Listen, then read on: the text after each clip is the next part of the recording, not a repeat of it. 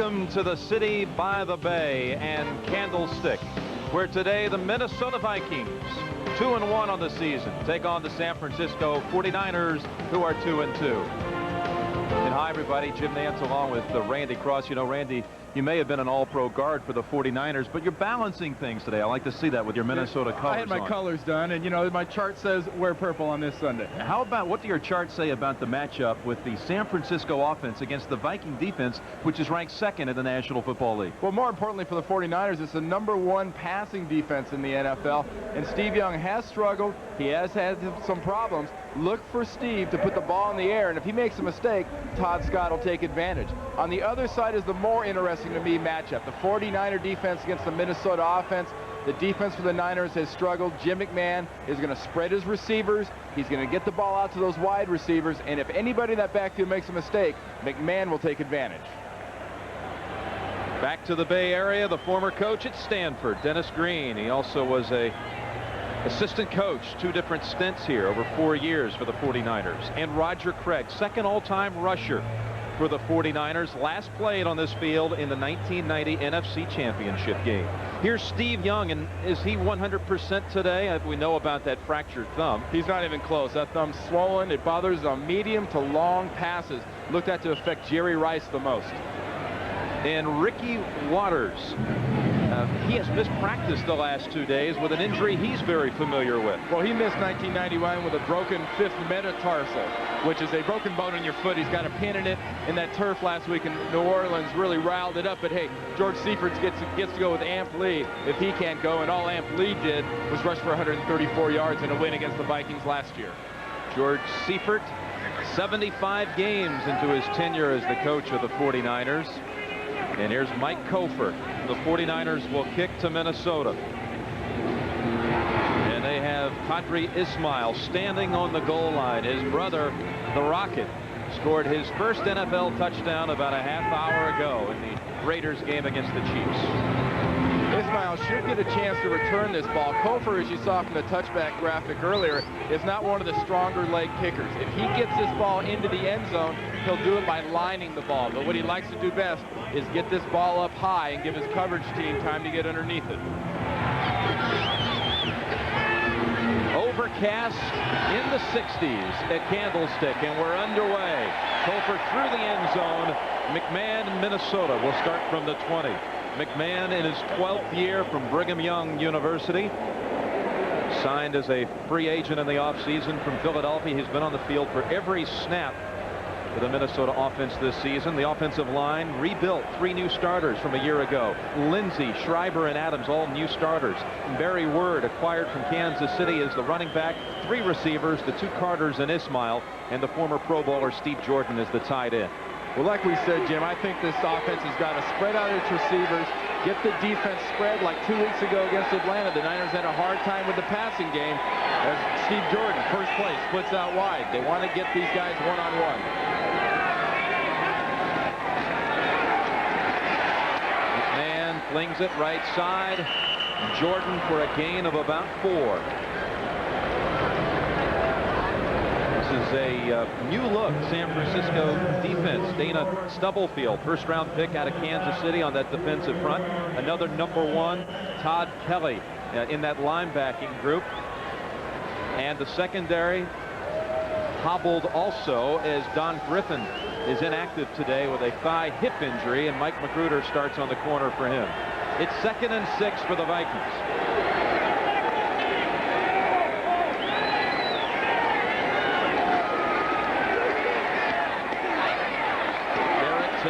Backup tight end, and he may have been pushed across the 30. He is indeed past the 30, so that'll be good for a first down. One of the early disappointments for the 49ers coming into this part of the season is the inability of the defensive line to get off of blocks. And that usually shows up best when you're trying to rush the passer. Look, no defensive lineman loses contact with a blocker. They have not got the pass rush out of their defensive line they've wanted, and more importantly, probably against the Vikings with a big Barry Word in the backfield, these guys need to get off the blocks to tackle the 245-pound running back. 1st and 10, lined up in the eye. Tennell, who made the reception, the fullback out of the eye. Off the play action, McMahon, too high for Anthony Carter. Merton Hanks defending. And no surprise that the Vikings should go to Anthony Carter right away in this first series. Carter, I can tell you from past experience, absolutely killed the 49ers in the playoffs in 1988. I believe it was January after that strike season. He came in here and all he did was set an NFL record for receiving yards and sabotaged a great 49er season, and the Vikings went on to the NFC Championship game that year. Yeah, he had some brilliant catches, Randy, and over 200 yards. Second down and 10. Go back to AC, and he did not hold on. Bumped by Eric Davis, and that jarred the ball free.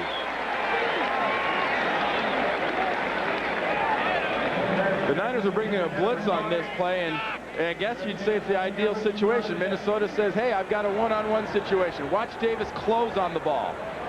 That is closing on the ball. If you're not going to close for the interception, Eric Davis does a fine job of closing and preventing the catch. Third and 10. Again, they send Jordan out as a receiver. 4 receivers in all for the Vikings.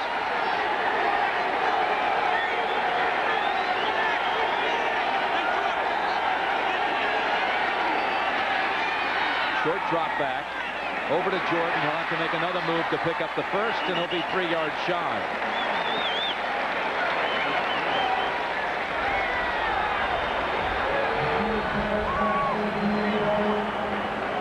Well, we have a final. The Atlanta Braves have done their part.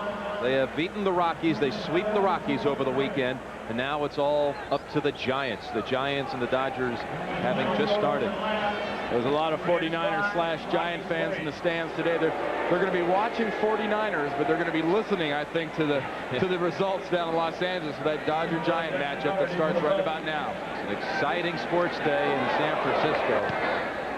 It's a high snap, but Newsom fielded it sharply. Here's Carter on the run back, and he's brought down at the 33 by the snapper, Mike Morris. 42-yard punt, 12-yard run back.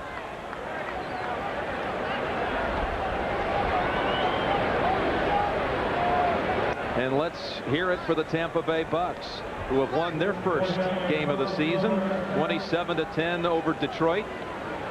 In fact, they scored the last 27 points in that game. Here, the Vikings took the opening kickoff, picked up 1 first down, and now they've just punted to the 49ers, their first possession.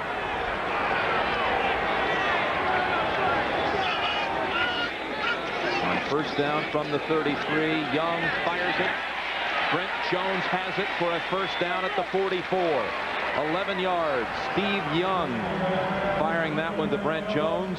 Young succeeded Jim McMahon, the Vikings quarterback, as the quarterback at BYU back in the early 80s. His offensive line, monitor Guy McIntyre at left guard. He has a groin injury and was questionable all week. Ricky Waters is second in the league in rushing to Barry Sanders. First and 10, Young picked off. It's Carlos Jenkins in San Francisco territory. The 9th interception of the year thrown by Steve Young, 2 more than his entire total of 1992. And that was an interception that had absolutely nothing to do with a bad thumb. That was throwing a ball really where it did not belong. There were 3 Viking defenders on this play, and if watch how they have the receiver bracketed. Look at Rice. There's 1 in front, 1 in back, and Carlos Jenkins just steps right in front of that pass. Really a poor decision by Steve Young. From the 47, Barry Word for about 4. Stubblefield on the tackle. Barry Word's going to be, I think, a real key today because the Vikings want to hold on to the ball. If you get the 49ers turning the ball over at all, and you control the line of scrimmage and you can control the clock, you force the 49ers to put a premium on every possession. And when they have a premium on possessions and they make a mistake, it makes it almost impossible for them to win ball games. They can't make mistakes against the Vikings. Second down and 5.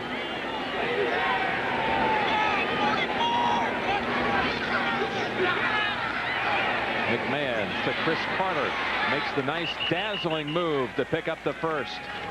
First down at the 36. We have the update on the Braves. We'll go back to Greg Gumbel for the story. Greg?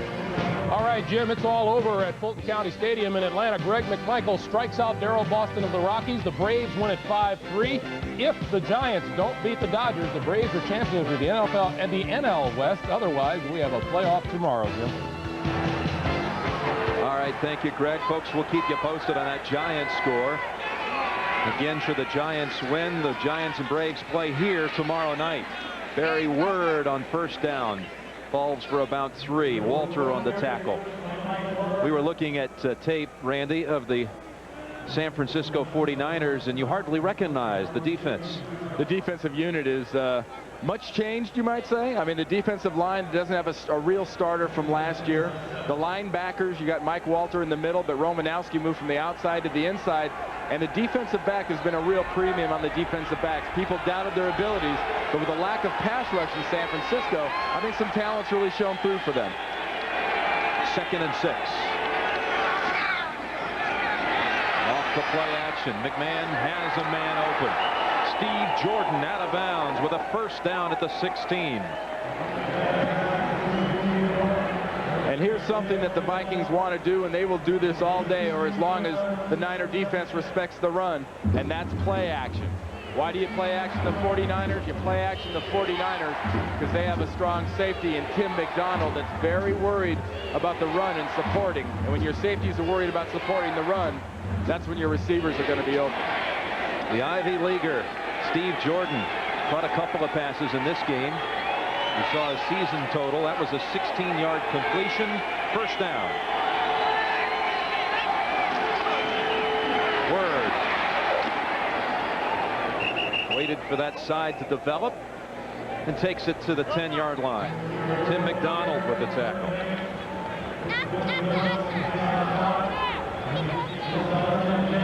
Now, I talked about not getting off blocks. Watch the guys in red and see how they don't get off the blocks. They're going to string this along, but you have nobody really breaking free at the point of attack. Stubblefield from the backside can't get there, and if you can't get off blocks, you don't arm tackle Barry Word.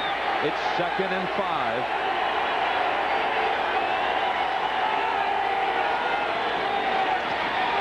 McMahon, first and goal to go. That's Qadri Ismail, the rookie from Syracuse, down at the 3.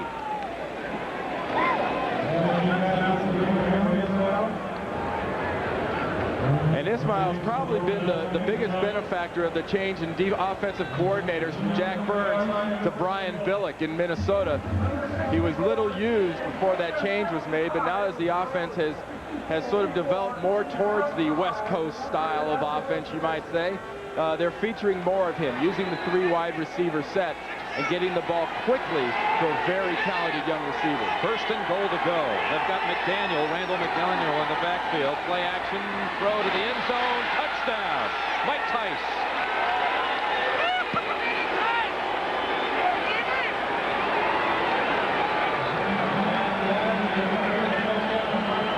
Mike Tice in his 13th year out of Maryland. He says this will be his final season. Here's a moment he'll always remember. Another quick play fake, and the tight end coming completely free behind it.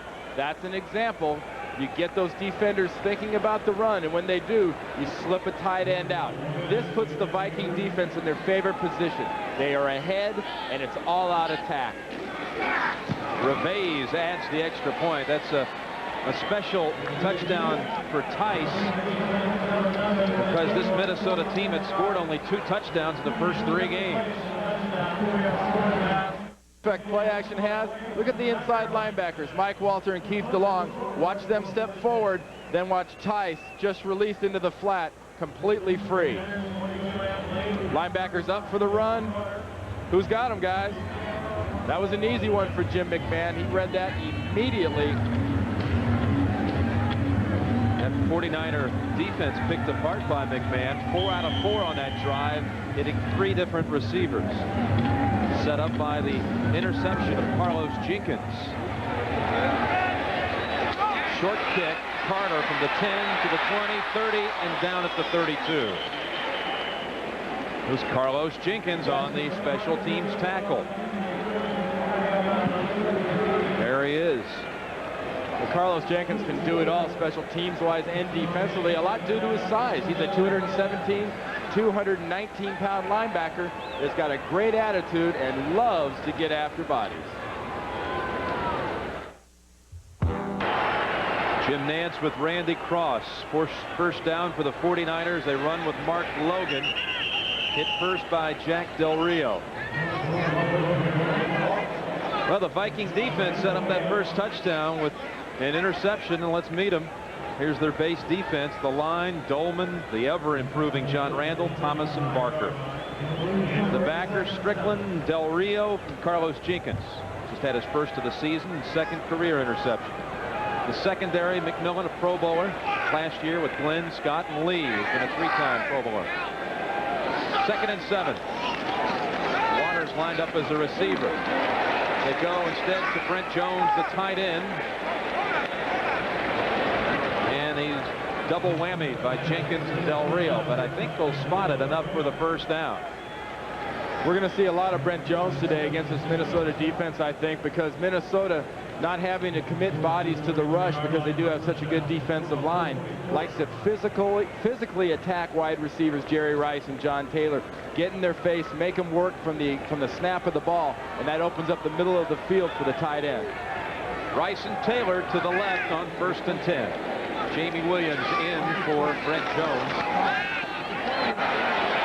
Young, boy, he challenged Audrey McMillan and got bumped sideways near the 50.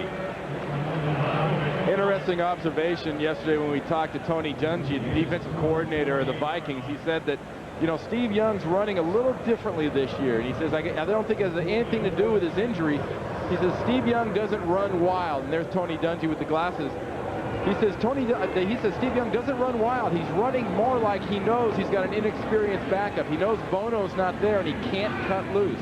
He had one of the greatest runs ever by a quarterback in a game against Minnesota several years ago here. On 2nd and 5, Logan running tough, has the first at the Viking 45-yard line.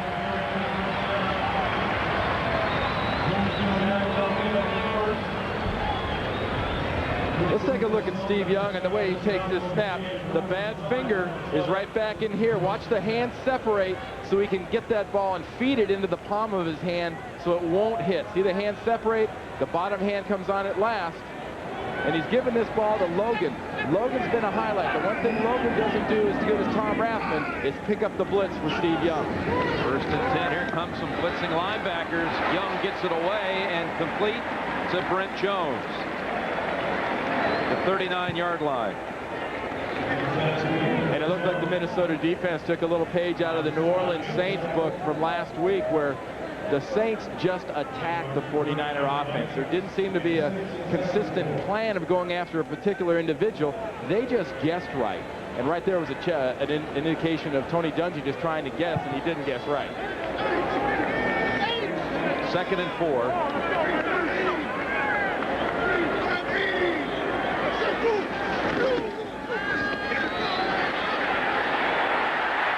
Is wide open. Touchdown, San Francisco.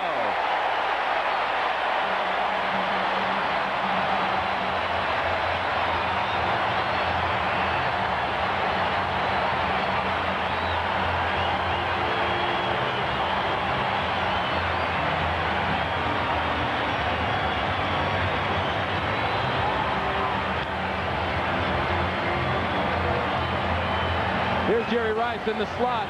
People learned a long time ago when Jerry Rice runs across the field, you better keep track of him, and here's a great reason why.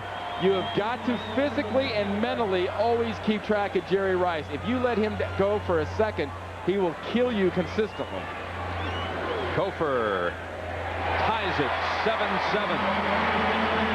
39-yard touchdown pass to Jerry Rice.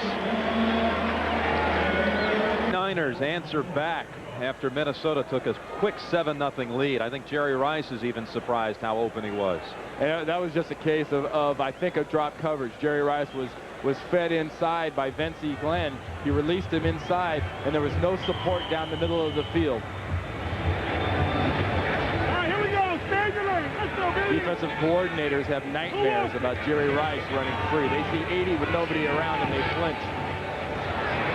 Topher's kick. Ismail from the 9. The wedge up the middle. Almost broke free for a moment, but brought down at the 23 by Antonio Goss. Now here's Jerry Rice here. He'll come up, be fed to the middle. Watch right here. We're going to see him go back and never come back into the picture. The question is going to be, where in the heck did Todd Scott go?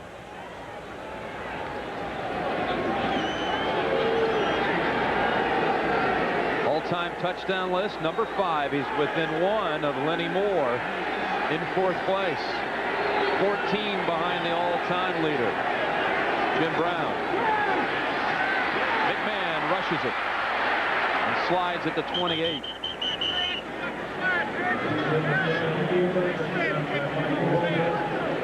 And that's something that Jim McMahon's added to this Minnesota Vikings offense. You know, Danny Green said we didn't get him so much for the way he throws or the way he hands off or the way he runs an offense. It's his attitude. And something he's done is kind of a la Joe Kapp in the great years of the Minnesota Vikings. He is nothing but a flat winner. Very intelligent quarterback, and he's a guy, no matter what it takes, he is going to get you a win. 2nd down, 5 to go.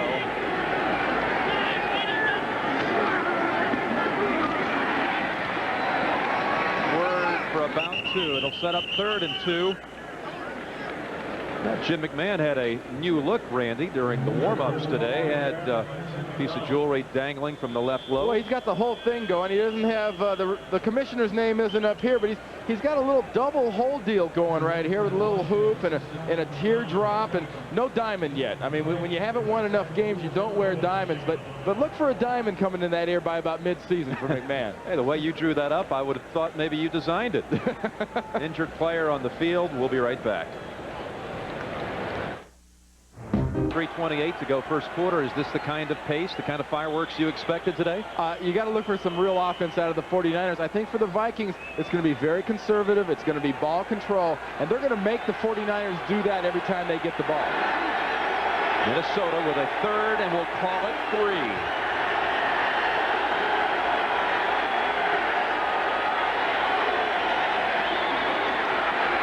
They'll go over to Gulliver. Too high for the hero from a week ago. Eric Davis defending. And this is the kind of game or the kind of sequence Minnesota wants to avoid. Dennis Green knows he can't go 3 and out, 4 and out, but whatever it takes. It can't be a minimum of possessions. You've got to hold on to the ball because Steve Young and company will get this ball and they will take advantage of non-scoring opportunities. Newsom, another rough snap.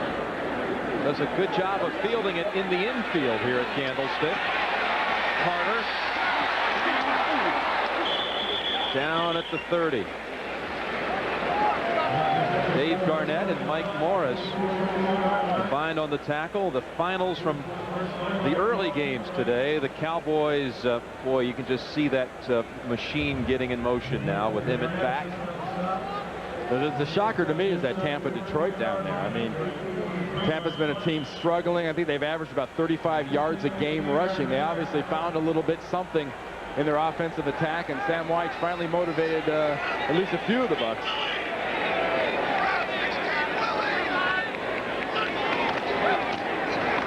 Ricky Waters. Oh, that's a hard-earned 2 yards. And one footnote to those scores. Joe Montana threw 2 touchdowns in the first quarter against the Raiders, and later in the first half he pulled a hamstring and did not return. Ricky Waters, though, seeing action here today, and was somewhat questionable how much he would play after missing practice the last 2 days. Well, with that sore foot, they'll monitor that closely because they know they've got a quality back in Ampley behind them. 2nd and 8. Young. Taylor, good for the first. Anthony Parker on the coverage. People talk about this 49ers style West Coast offense, and everyone wants to run it. You know, the 49ers are different. They're not only a throwing team, they're leading the league in rushing, but the biggest difference to me is 49er receivers catch the ball on the run. Rice and Taylor are threats when they catch the ball and they're moving. A lot of these other offenses are very stationary when they catch the ball. A whistle, this one dead, and back up the 49ers 5 yards. Rice moved a little too soon. Talk about that West Coast. Full start, number 80, offense. Right into the snaps, 5-yard penalty, first down. Jerry Markbright heading the crew today, but Rice was chirping a bit this week about how he wanted to see the 49ers establish themselves again as a dominant passing team, not necessarily with the run. Jerry doesn't have too many blocking incentives in his contract, I don't think, Jim. So he has a tendency to lap into the me syndrome once in a while. And, you know, I think the Niners just sort of let him spout off that steam and just do what they're going to do anyway. Keep scoring touchdowns like he has here on 1st and 15. It's a busted play, I suppose. And Young runs into that whole wall of Minnesota defenders. I think that's something you just saw. It's a busted play. Steve Young didn't have a chance to hand off the ball, and it's something head coaches from George Seibert to Bill Walsh have seen in this 49er offense for quite a few years. But what makes defensive coordinators working against the 49ers nervous is they can lose 5 yards. They can bust a play like that in the backfield, and then bam, they hit John Taylor 12 yards down the field, and he takes it 30 yards. They've got that explosive ability. 2nd down, 14.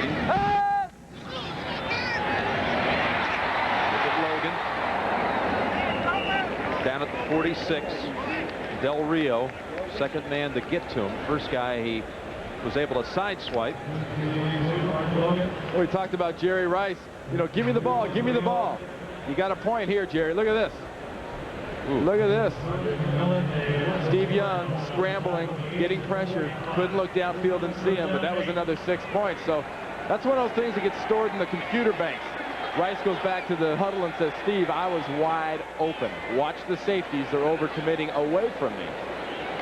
Young will let the time run out here in the first quarter. A McMahon touchdown pass for the Vikings. Young to Rice touchdown pass for the 49ers. At the end of the first quarter, the score, the Vikings 7, the 49ers 7.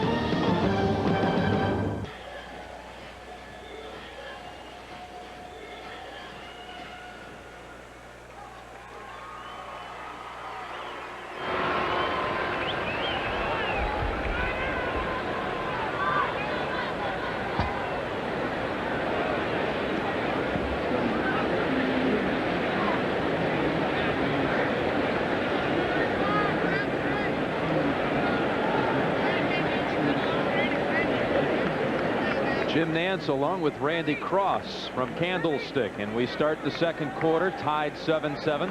49ers face 3rd and 8. Steve Young has hit his last 5 passes, including one a touchdown of 39 yards to Jerry Rice. This is when people think Rice and Taylor, and that's when Brent Jones gets open down the middle.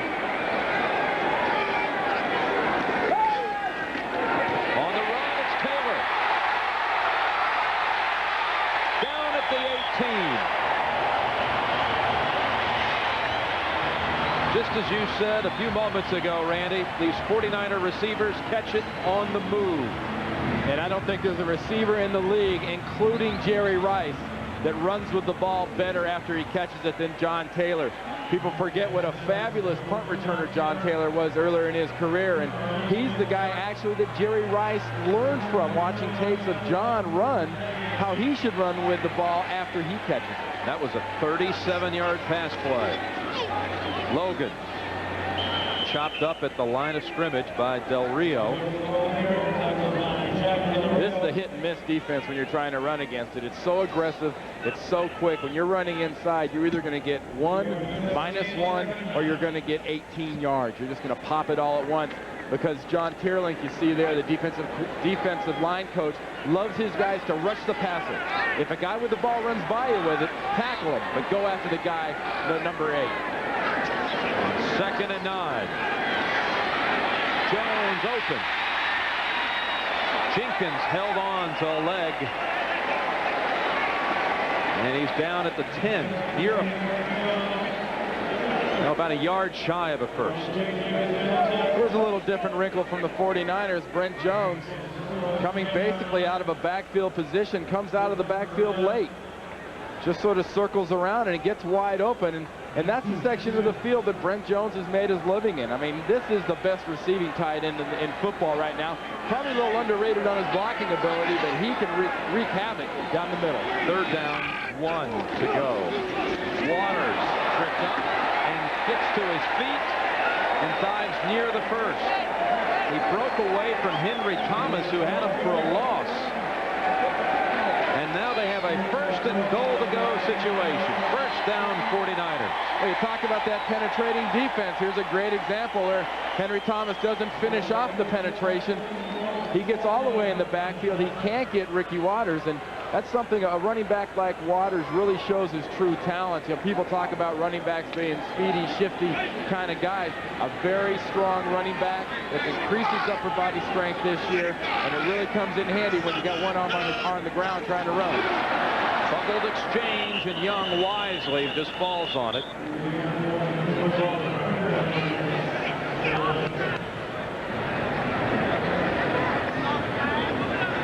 There was a flag down. Number 92, defense.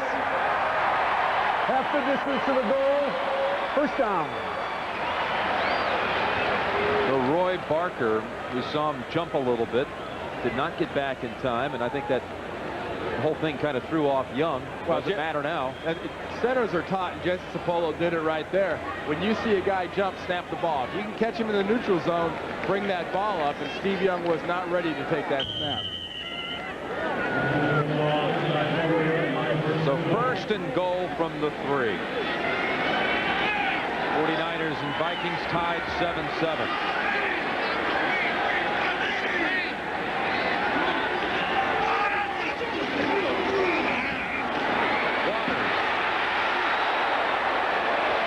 To the 1.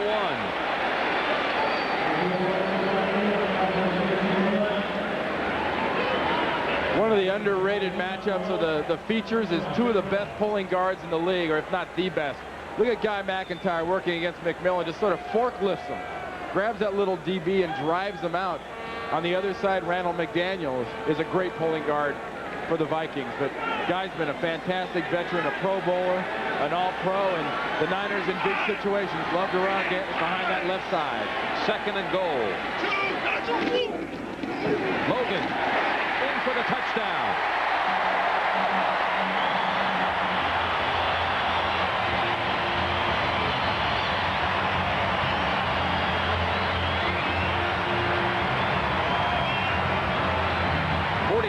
Punch it across. Logan's 3rd touchdown of the season. And the 49er offense plays this down on the Vikings side of the ball. They go right behind their all-pros, Steve Wallace and Guy McIntyre, and the tight end Brent Jones for just a blast touchdown by Logan. There was a hole there, and he just squirted through.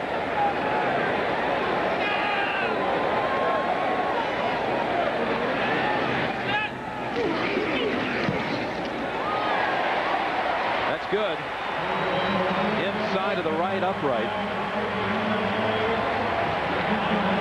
One more time, a touchdown in your face. Good blocking, not real good tackling. 7-point lead for the Niners.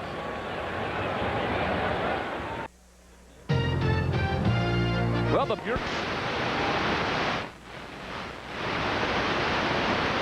quest for their 2nd straight title will take on the Chicago White Sox. Coverage begins at 8 Eastern for Game 1 of the American League Championship Series, Tuesday here on CBS. And we're in a city right now that can care less about the American League. They're all watching Los Angeles, where the Giants and Dodgers are still at 0-0 in the top of the 3rd. Ismail stumbles.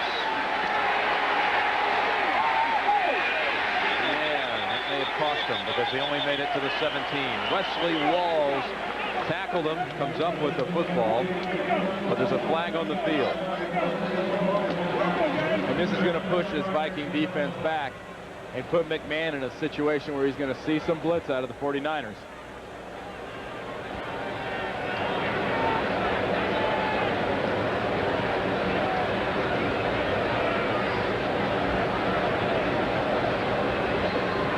There's no infraction on the play. First down. What, was he just warming up his arm? He threw that thing about 20 yards. Practice toss. Just got bored. So this is no fun. I'm not doing anything. I'll throw a fly. I'll lob a yellow one in there. George Seifert wasn't amused. Well, amused is not the first term you'd use to describe George on the sideline most of the time anyway. George is a pretty intense guy. From the 17.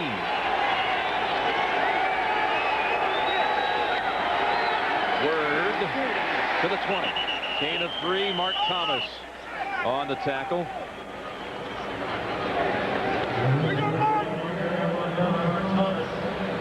Well, in this game, Young 8 out of 9. Touchdown pass, 39 yards to Rice. McMahon 7 of 10, including 4 of 4 on his touchdown drive with the toss to Mike Tice, a backup tight end. 2 49er touchdowns, each covered 68 yards. Robert Smith has come in to the lineup, the rookie first rounder from Ohio State on 2nd and 7.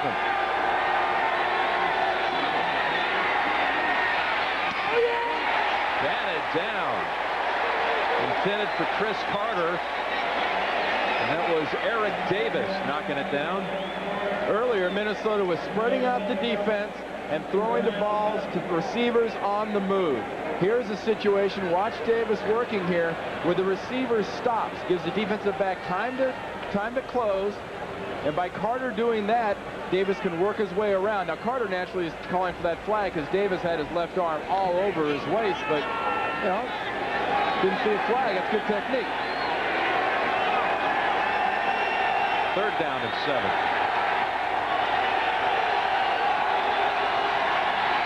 Out of the backfield to Robert Smith. 2 49ers await. And this will be close to a first down. Very close. Michael Magruder bumped him out.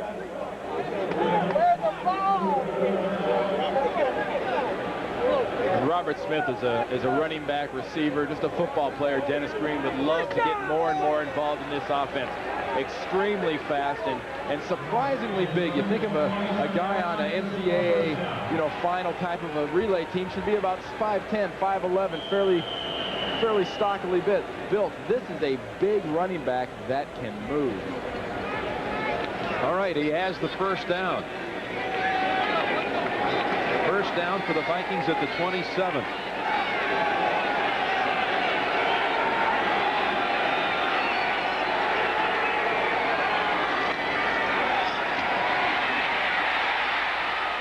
Smith again. This will lose a yard. Well defended by the Niners. Romanowski. We have another update. The Eagles and the Jets. All right, Jim, at the Meadowlands, the Jets are on a roll. Boomer Esiason to a wide-open Johnny Mitchell, 12 yards. 3rd touchdown pass of the day for Boomer. 2nd catch for Mitchell. 21-0. Jets lead the Eagles in the 2nd quarter, Jim. How about that? He's taking his bows already as though he's on Broadway. Whoa. I mean, that surprised you. That very much. I've been impressed with that Eagle defense, but yikes. 2nd and 11.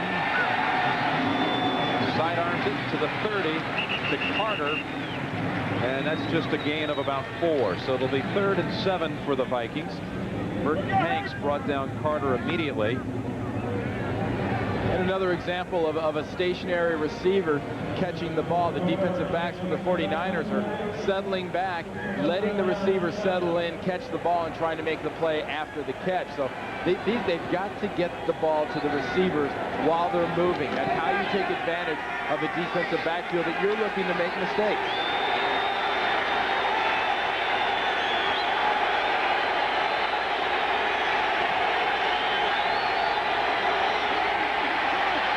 Good protection, picked up. Eric Davis will take it for the touchdown, San Francisco.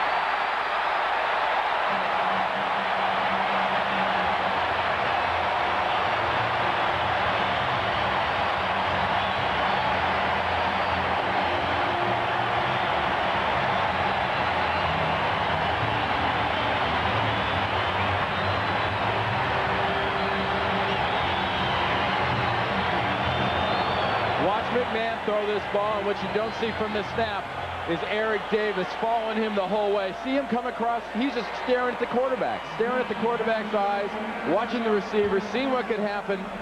Great anticipation by Eric Davis. 21 unanswered points for the 49ers.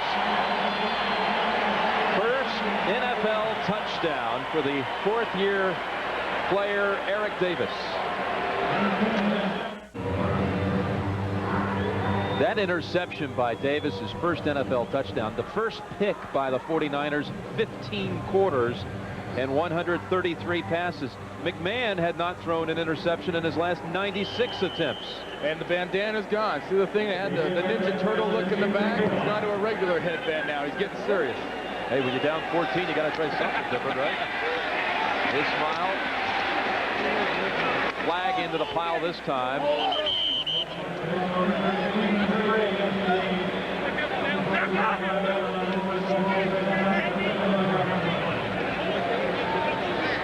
Another flag on special teams, another toss of about 20 yards of the yellow flag.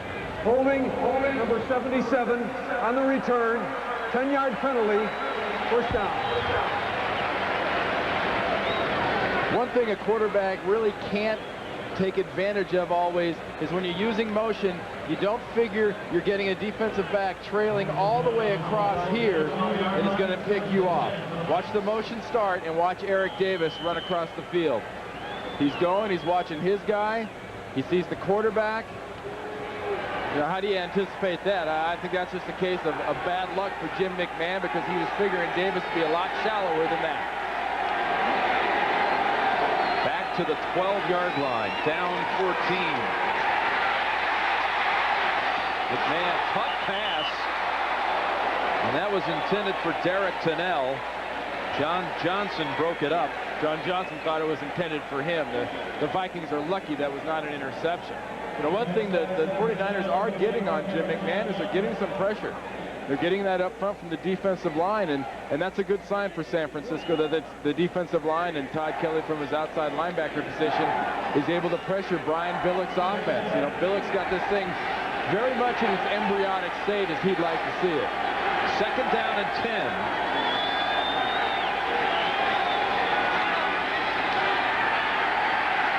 McMahon again flushed out of the pocket and throws it away in the area of Barry Word. Johnson and Harrison pressured McMahon, forced him to roll out right. And one thing the 49ers have done for quite a few years is sort of use pass rush and defensive line by committee. They've used 8, 9, 10 defensive linemen. In the past, they just sort of overpowered teams with their talent. I think right now they're using a lot of people up front just to find a combination that can put pressure on the quarterback, and so far this combination has. Midway through the second quarter, 21-7, San Francisco. 3rd and 10. Chris Carter, he had to come back for it. Will they spot it enough for the first?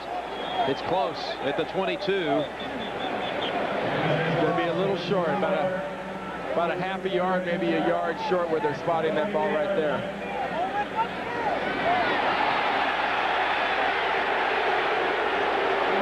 Well, first down. Whoa. And the crowd erupts in anger. They did not like the spot. And they eyeballed it. They didn't even bring it in there. And that's twice they've done that. You know, a couple of times I thought we'd see measurements.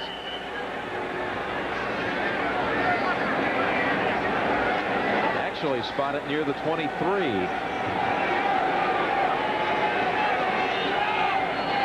Well, down 14, Jim McMahon and these Vikings need every break they can get. Word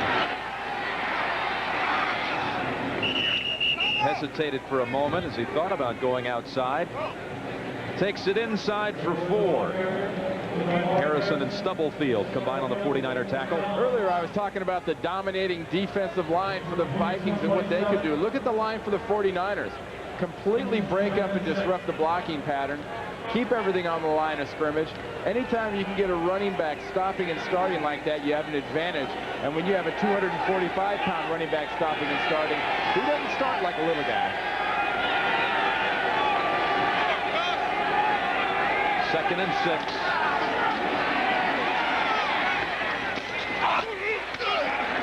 Anthony Carter to the 30-yard line. Tim Irwin was shaken up in the first quarter and set out a series, and Daphne replaced him. Then Irwin came back onto the field. Now it's Daphne again, so these two exchanging time at right tackle. Well, he's Denny Green's one certifiable biggin. He is a biggin. I mean, he's a 6'5", 330-pound offensive tackle, and the rest of the guys are built for speed, and he's built for the long haul. Third down and 3.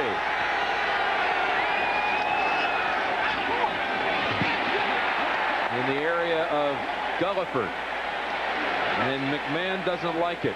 They'll have to punt. And here at Candlestick, they do not welcome this news. In the third, the Dodgers 1-0 over the Giants. And I can tell you, as a person that grew up in Los Angeles with this Giant-Dodger rivalry, this would make Tommy Lasorda in the Dodgers year to beat, especially in this situation where the Giants have absolutely got to win or they just go home. Newsom's third punt. Good snap. Good boot. Carter retreats to the 17 and spins to the 28. Brad Culpepper with his second special teams tackle of the day. 52-yard punt. Niners lead 21-7. City of San Francisco. 21-7 49ers lead. What a beautiful day. Now, a little foggy here over Candlestick. The clouds did part for a moment, but they've returned. Overcast. First and 10. Got him on target to Rice, and he steps out near the 50. Steve Young has not had a ball hit the ground yet today. That's right. I don't think he's hit the ground yet either with a supposed pass rush from Minnesota, but Steve Young's was, what, 9 of 10? 9 out of 10. The one that's not complete was an interception, so it didn't hit the ground either.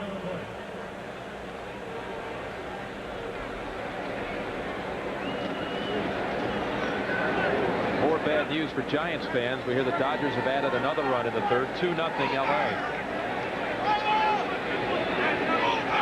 First down, 49ers. Waters for 2.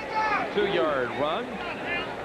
And we have the baseball update. We send it back to Greg Gumbel in New York. Greg? All right, Jim, at Dodger Stadium, Dave Hansen RBI single up the middle of Solomon Torres gets Kevin Gross home, and Eric Karros RBI makes it 2-0 Dodgers. Giants need a win here in order to force a playoff tomorrow night with the Atlanta Braves in the National League West. Jim? Thanks, Greg. You know, I'm trying to figure out who my partner's rooting for. He's got all the bases covered, raised in Los Angeles, played in San Francisco, and now lives in Atlanta. I can't lose. Young. Logan has it with a flag on the field. And somebody down there in the offensive line for the 49ers had a little too good a grasp of their technique, I think. Yep. It looks like a little hand in the face. And when it's a hand in the face, you think one guy on that offensive line for the Niners, and that's Guy McIntyre. Illegal hands to the face, number 64, offense. 10-yard penalty, second down. He's been giving a little hand to the face clinic to Ralph Tam. You know, Guy's a guy that he's got great quick hands. And sometimes having great quick hands can be a disadvantage because they tend to get tangled up in face masks and noses and mustaches. Officials don't like that.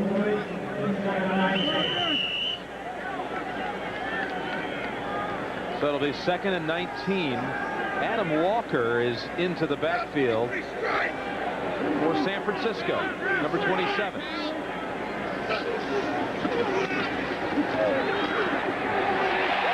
Ricky Waters gets a block from Rice, and he easily scores.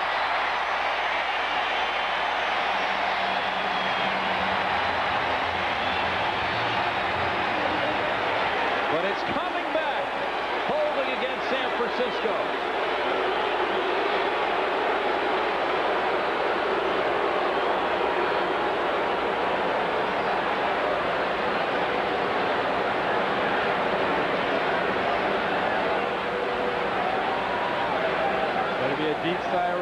on that Viking sideline after that play.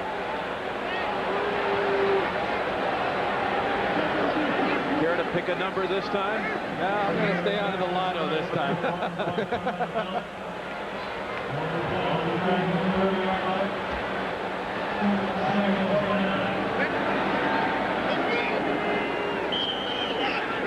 Well, Jerry, don't worry. We don't need to know who that was on. I'll tell you, there's someone really happy in that huddle that Mike never came on. That was my favorite thing about college football. They just said holding offense. They never ID'd you. It was a college call.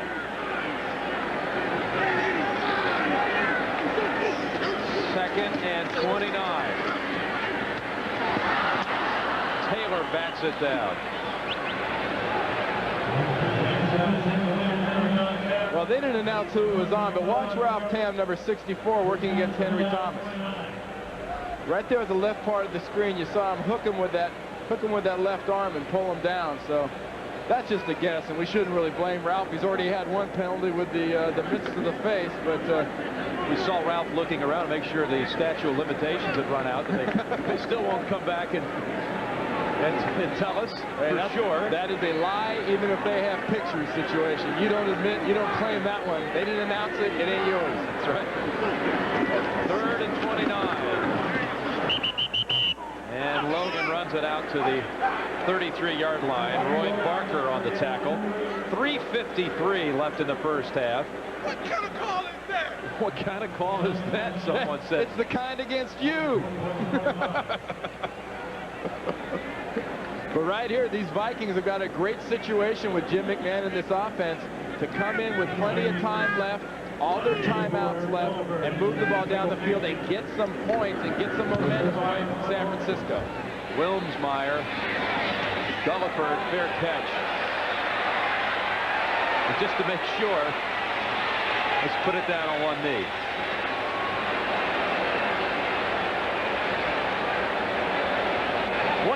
'7, 49ers. With Gulliford saying, hey, I called a fair catch, and you'll see a great fair catch signal. Here it is. Now watch Odessa Turner get in his face, a little bump. And that's little. And watch this. What contact? Oh, I'm to the... I don't think the gang back in the theater arts department at Arizona State thought much of that acting job, Eric, to be honest with you. The officiating crew was not that gullible for Gulliford. And Roger Craig has come in for the first time for the Vikings. Steve Jordan to the 34-yard line. Hurry up time for the Vikings. No, they sprinted back to the huddle. Here's Roger Craig. And he's right at that same part of the field back in January of 1990, the 49ers in the championship game. Roger Craig got blamed for a fumble. People said Roger Craig fumbled that ball. Roger Craig was not to blame for that fumble. There was a block missed up in front of him. He was handed the ball as a helmet got to the ball, and he sort of had to live with that criticism, but he's probably the classiest and nicest guy I ever played football with. That fumble set up a winning Matt Barr field goal that sent the Giants to the Super Bowl. First down. And too steep for Chris Carter.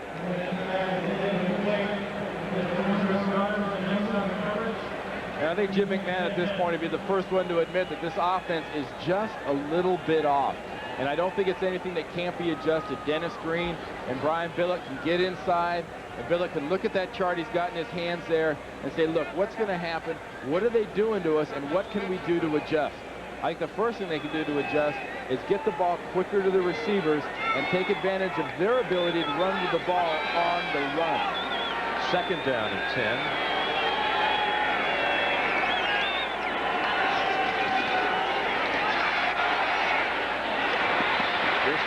Across the middle, shakes free into San Francisco territory. Got away from Merton Hanks, and he's out of bounds at the 45 after a 21-yard play. And we're still at 2 minutes and 38 seconds here in the second quarter, and it's plenty of time for these Vikings to get some points on the board. A good job by McMahon of finding the receiver moving across the grain, sort of what he tried to do the last time when Eric Davis stepped in front and made that tackle. Made that interception, I should say. But that's how Ismail's really fit into this offense. He's a guy that has great ability to run after the catch. First down. Play action. Fake to Craig. Fires it. Whoa. Jump ball as Eric Davis tried to out-battle Chris Carter. And another great job of anticipation by Eric Davis, because he closed the ball and closed the area in the window for Jim McMahon. And when I say that, watch him close on the ball at the very end, and he is in between the receiver and the ball. That is probably an interception if he's a receiver. That's why guys are defensive backs. If they could catch that ball on a consistent basis, they would have been receivers. 2:10 left in the half. 24 attempts already for McMahon. Facing 2nd and 10. There's Craig's first carry. Roger Craig, a flag down on the back end of the play. He sprints for 13 yards, but it's coming back.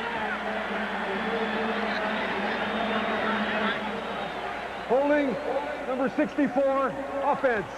10-yard penalty, 2nd down. Randall McDaniel shakes his head, but for Roger Craig, it's not only a return to Candlestick, but also a return to game action, as he sat in the doghouse for a game or two. Well, early in the game, in that second contest against Green Bay, he managed to, against Chicago, he fumbled the ball. He was throwing a little swing pass, fumbled the ball, and Dennis Green sat him on the bench and hasn't played him since. We're at the 2-minute warning. Vikings trying to get in before the half, down 21-7.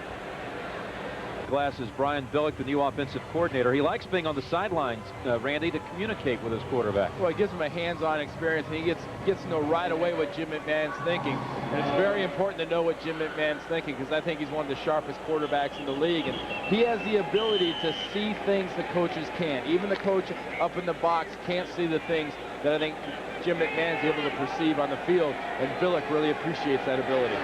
2nd down 20. Robert Smith is the single back.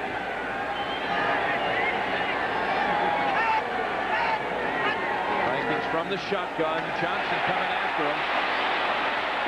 Jordan for a short gain. Romanowski comes up on him.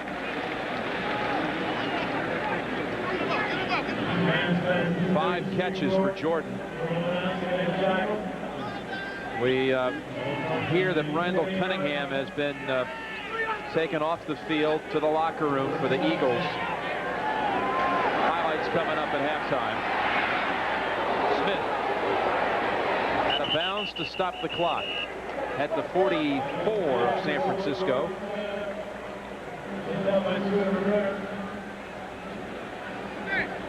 You were looking at Brian Billick a little while ago. We have 2 quarterbacks from BYU, and Billick was a tight end at BYU back in the mid-70s and has his roots in the NFL right here at San Francisco. Well, he came in '77. That was my 2nd year. I remember Brian. And Brian did make it with the 49ers, went to Dallas, and next time we saw him was 1979. The guy was an assistant PR guy.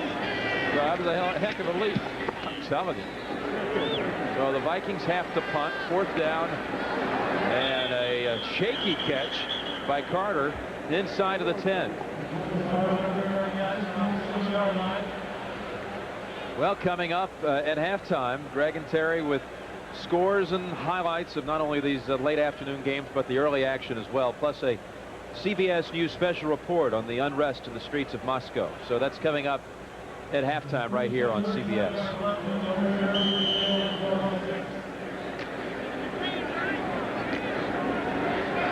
Young 9 out of 11.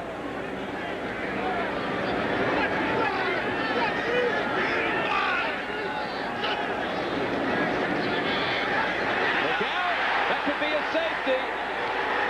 Let's see. It is a safety for Henry Thomas.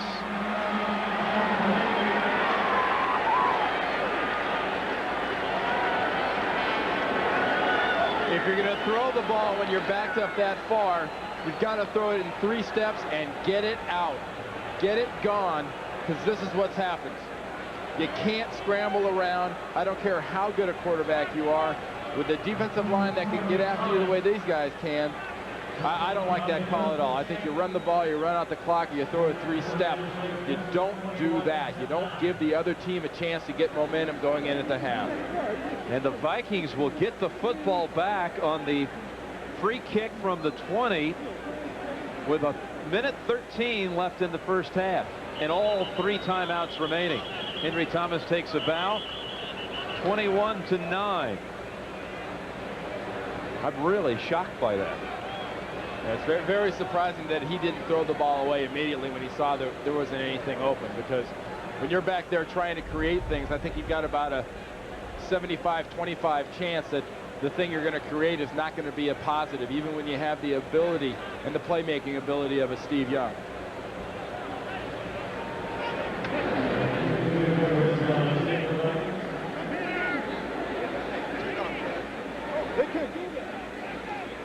What a boost for the Vikings, and they can add to it before the intermission. They're going to kick it with Kofor from the 20.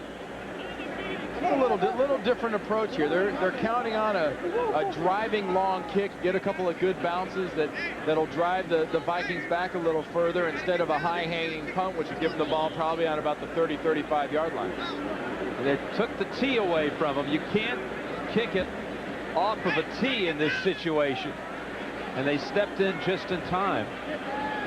And goodbye, Mike Kofor. Nice try.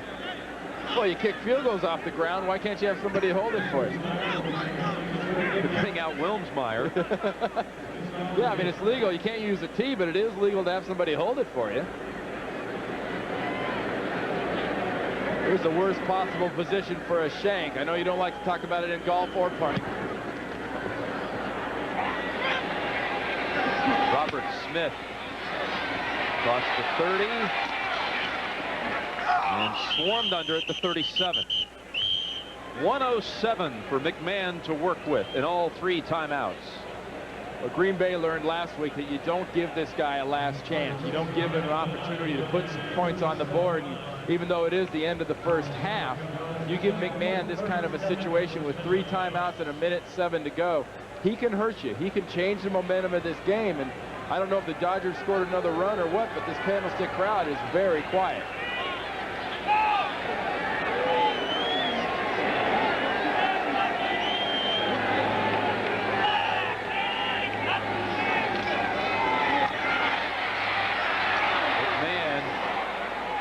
Looking long at first for Ismail, and then went across the middle. Pass incomplete in the area of Steve Jordan. Pressure from Harrison and Johnson on the quarterback.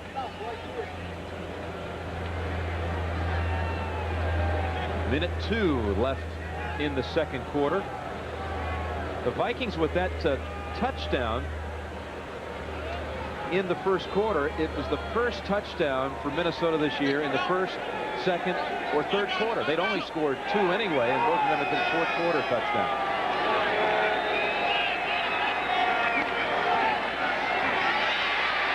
On the run again and throws it away. Todd Kelly, the rookie from Tennessee, was chasing McMahon. It'll be interesting to see if the 49er defense can maintain this pressure and find coverage they've had in the second half against Minnesota. And from the Minnesota standpoint, I think what gave them their success early was establishing the run and being able to use the play action. But the 49er defense has stopped down the run, and they basically completely ignored any kind of a play action fake from Jim McMahon. We saw 58 Kelly. He said, I'm overdue for a big game. I think it'll come tomorrow. That's what he told us. 3rd down and 10. That's to Jordan. McDonald on him right away, short of the first. And the clock is running. So the Vikings really unable to accomplish much at all on that series. But from the Minnesota perspective, if you're going to go in here down by 12 points, I think you're happy with the plays that have gone against you. And Denny Green can get a chance to get in there, talk to his players. I think it's a matter of the offense going back to what they were successful early. It's a matter of the defense trying to figure out how you keep a guy with the receivers at all times. Don't let the 49ers run free.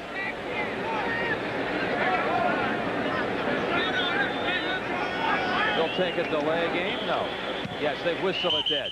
They did not snap it in time.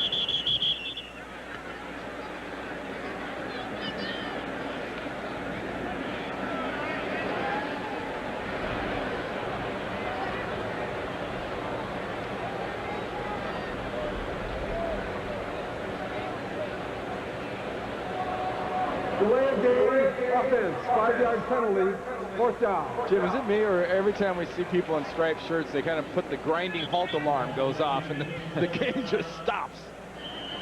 Well, they found so many ways to speed up the game, except to go ahead and finish off the penalty call, you know, enact it.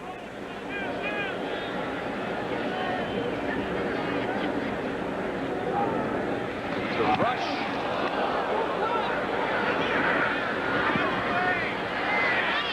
And the 49ers let it run. First half run out, that is. And at the end of the first half, the score, San Francisco 21, Minnesota 9. Sport is sponsored by new Loose Fit Dockers. Nobody does pants like Dockers. Welcome back to our studio here in New York. Greg Gumbel along with Terry Bradshaw. Let's run down the scores and highlights for you today. Beginning with the game at the Meadowlands at halftime, the Jets are leading Eagles 21-14. Eagles lost Randall Cunningham. Randall Cunningham setting up, got pressure from the inside, cuts up inside, something we're used to seeing him do. But when he gets tackled, he has his leg pinned under him, the body rolls over and twists it. And, of course, right now, we don't know what the extent of his injury is, but it does appear to be an ankle injury, Greg. It's an ankle injury or maybe a sprained knee. We're still awaiting confirmation from the Meadowlands. Boomer Esiason, 3 TD passes in the first half. The Jets lead it by a touchdown. At Anaheim, the Saints are leading the Rams 13-3 at halftime. Jim Mora looking on the sideline. Wade Wilson comes through again on offense. And has just had a great year. Looks downfield, tries to get the ball in the end zone. Can't do that. Finds Derek Brown out of the backfield. Just kind of lobs it to him, and Derek Brown does the best, cutting inside and then finally getting into the end zone. Tony Zendejas for the Rams, another field goal at plus 50 yards. It's 13-3 New Orleans. In San Francisco, the 49ers over the Minnesota Vikings, 21-9. That's the game that you're watching here on CBS. 2 touchdowns for the 49ers scored off of Minnesota turnovers. In Denver, the Broncos leading Indianapolis 28-10. John Elway has thrown a pair of touchdown passes in this game. In Seattle, John Carney's consecutive field goal streak snapped at 29 straight, but Seattle leading San Diego 16-7. That's a second quarter score. Earlier today, in Dallas, the Cowboys, even their record at 2-2 with a 36-14 win over the Packers. This is Troy Aikman. Nice deep end run by Urban, beats the safety. The ball's delivered in front of him. Michael gets it, gets into the end zone for his first TD reception of the year, and a big day for Urban and the Cowboys. Emmitt Smith making his first start of the season at running back, 22 yards and the touchdown. Troy Aikman is sure glad number 22 is back. His presence gave our team a great emotional lift and really making some plays when at times there wasn't a whole lot there. And that's why he's led the league in rushing over the last 2 years. And he's a very, very important part of our offense. And we feel like we're back where we need to be because he's back on the team. Eddie Murray tied a team record with 5 field goals for the Cowboys today. In Tampa, the Bucs win their first of the season. They beat the Detroit Lions 27-10. Barry Sanders 126 yards and a touchdown, but the Lions come up short. In Chicago, the Bears over the Atlanta Falcons 6-0. Falcons fall to 0-5. Billy Joe Tolliver 5 yards to Andre Rison. The Falcons come up short on their last gasp drive. Jerry Glanville breaking new ground. Never been 0-2, and then you've never been 0-3, you've never been 0-4, so this goes on. And I think what you find is you got to jump-start yourself. I told the team that if somebody wants to hang you on this thing, be sure you hang with your closest friends. Be sure that if they're putting a noose around your neck, that have your best buddy next to you. Don't give up on anybody. If the team stays together and the team doesn't point fingers at anybody, we'll just keep fighting. Melvin Jenkins of the Falcons appeared to have suffered a serious neck injury in this game, but he is reported to be moving his arms and legs. He will be held overnight at Northwestern Medical Center for spinal tests, but it's been diagnosed as a concussion and a sprained neck. In Kansas City, the Chiefs over the Raiders 24-9. Joe Montana out of this game after throwing 2 TD passes with a hamstring injury. Baseball, Braves beat the Rockies 5-3. The Dodgers are leading the Giants now 3-0 in the 5th inning. Giants need a win in order to force a playoff game tomorrow night. And the NFL on CBS continues after this from your local station. On touchdowns on a pass to Rice, a run by Logan, an interception return by Eric Davis. 21-9 49ers at halftime. We welcome you back to Candlestick for the second half. San Francisco leading the Vikings 21-9. And what was your feel on the first half there? It was a little uneven. You know, if you're a Minnesota Vikings fan, it started out good offensively. All right, defensively, you made a couple mistakes. There were some real mental errors by the Minnesota defense, which is surprising. I look for a completely different type of second half. I think you give both these staffs time to get in, do their game planning, and adjust to what they've seen. I think the 49ers have got to run the ball a lot more than they did in the first half. They only ran for like 28 yards. Well, Jim McMahon threw the football so much in that first half. 29 attempts. And you see 123 yards passing. He was sharp on their touchdown drive. And more importantly, when you're going against McMahon, you didn't get him. They didn't sack him, but they knocked him around. They got after McMahon, and this has been a defense of the 49ers that has not done that very effectively. They have not gotten after quarterbacks. Interception, run back for a touchdown by Eric Davis. Steve Young, meanwhile, was picked off early by Carlos Jenkins that set up the McMahon touchdown toss to Tice. But after that, Young was really sharp.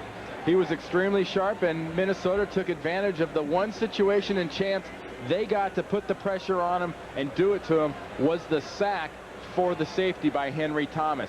The hurries and the knockdowns are a little deceiving. Steve's been holding on to the ball an awful long time, and he's been going downfield because there have been blown coverages by the Minnesota defensive backfield. All right, Randy, the 49ers get it first in the second half. Parker will run it out.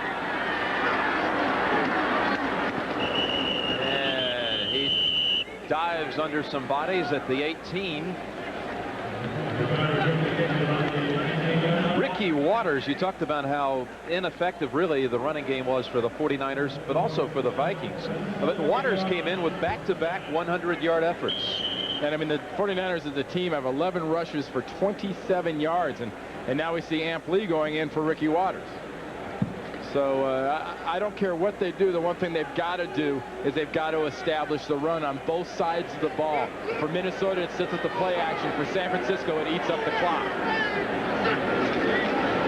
Amp Lee makes a move past Del Rio, but there are other Vikings waiting for him, Barker and Randall.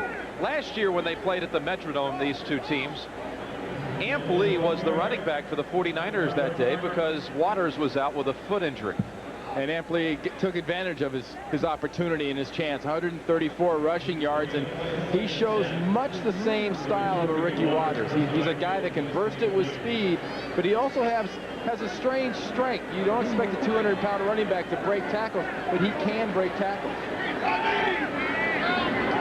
Mike Shanahan said he plays like a veteran.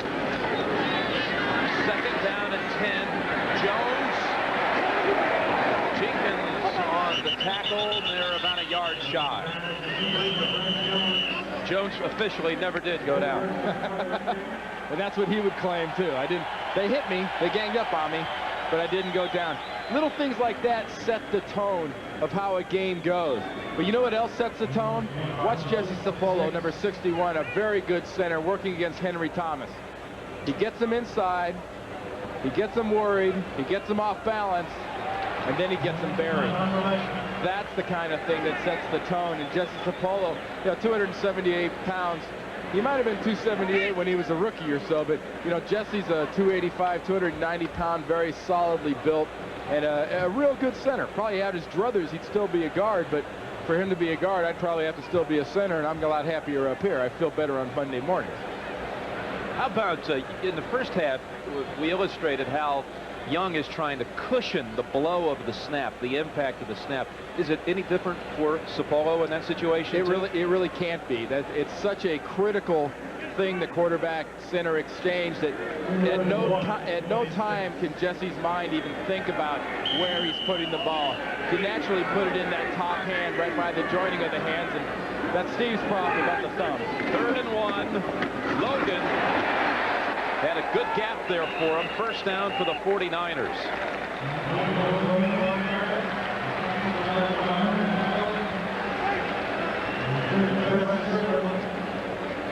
While we look at Steve Young, who's trying to battle with that fractured thumb on his throwing hand. We've just received news about Randall Cunningham. It's a fractured left fibula. He'll be out for at least 8 weeks.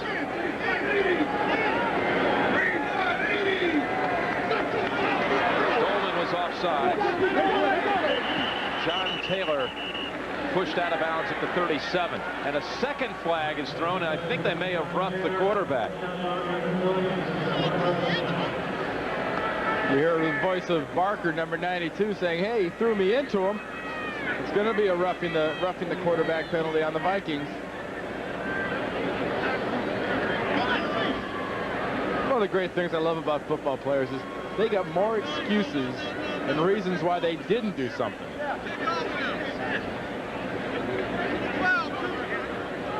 Well, Jerry, was there a penalty or is it open for debate? We have offsides. Number 56, defense had penalties declined. We have unnecessary roughness, personal foul on number 92. It will be tacked on to the end of the play. First down.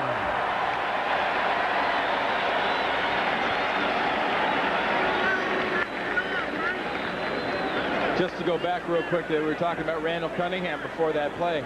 How big does Jim McMahon coming to the Minnesota Vikings now look in Philadelphia, losing him as a solid backup behind McMahon? You know, a broken leg, you don't see a quarterback coming back in 8 weeks. They take too many lower body shots. And I'm not trying to put him in the same league as McMahon, but they do have an able backup in Bubby Brister. So he will step in, quarterback the Eagles probably until the month of December. And in Philadelphia, I think that's a scary thought. That's called to develop your running game because the passing could be questionable. From the Minnesota 49, first down. Waters. Met by Dolman and Strickland for a loss of about 2. We talk about the aggressive nature of this defensive line from Minnesota. But you tell me, here's the ball. Here's Thomas's head and shoulder. That's about as close as you want to get. Now watch the penetration that goes on this play. That knocks off Guy McIntyre, which knocks off Steve Wallace, which leaves Ricky Waters running out there naked against 4 or 5 guys with no blockers in front of him. Second down and 12.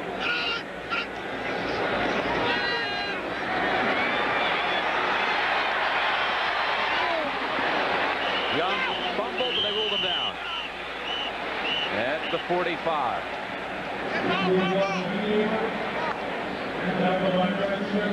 Well, we mentioned about Steve Young being a little more conservative when he runs, and you know, knowing that Steve Bono's not behind him right now, and he's got Bill Musgrave, the young quarterback.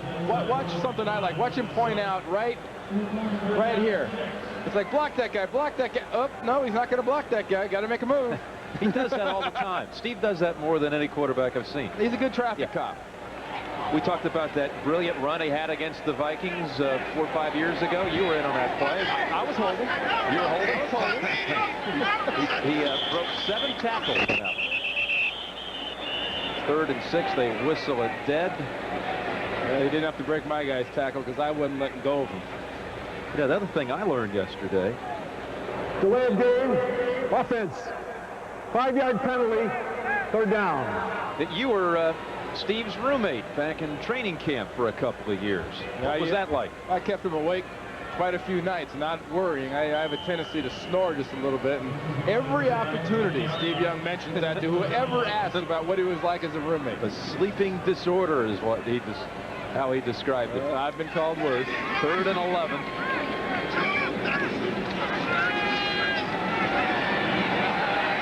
Young will run it again. Takes a couple of hard hits, but stays in there to the 40-yard line. Hangs in there. One thing you got to remember about Steve Young, and he brought it up again when we talked to him, he says, I came to BYU as an option quarterback. Jim McMahon taught me how to play quarterback, taught me how to drop, taught me how to throw. And Joe Montana finished off his education. But Steve Young's an option runner. He's a guy looking for a wishbone or a veer to run. Well, he might call his own number here. It's 4th down, and Seifert says, let's go for it. 4th and 2.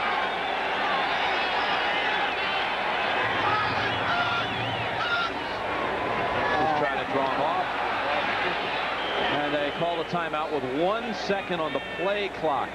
So timeout 49ers, 10-17 left in the third, 21-9. George Seifert and the 49ers, the offensive unit, still on the field, 4th and 2. I thought maybe they were just trying to draw the Vikings off, and then they bring out Wilmsmeyer, but they're indicating still they'll go for it.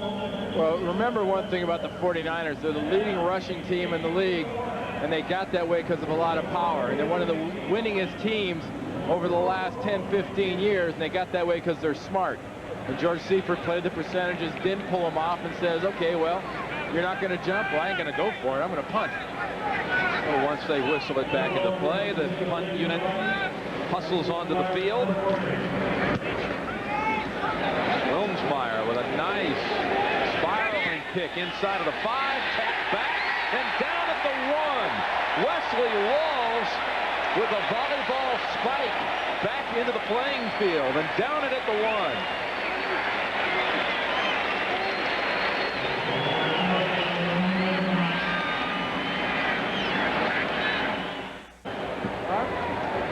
Watch Wesley Walls right there, the snapper on the punt team, gets down for the coverage. One of the most underappreciated things is what great athletes you have to be on the punt team and to be the snapper. Watch this play. Oh, air time, hang time. Word from the 1 gets it out to the 2, maybe. I used to snap on very athletic play, though, wasn't it? I used to snap on those punts, but I had to get in the TV to get airtime. I never got off the ground like that. I can't see you jumping in the air like that. No, I just don't see it. Next Sunday, here's the lineup for you. We have regional action. Many will see the Giants, Washington, Chicago at Philadelphia to some folks. Dallas invades Indianapolis for the first time ever, and Tampa Bay against Minnesota. Check your local listings. It all begins with the NFL today at 12:30. 2nd down and 9 for the Vikings.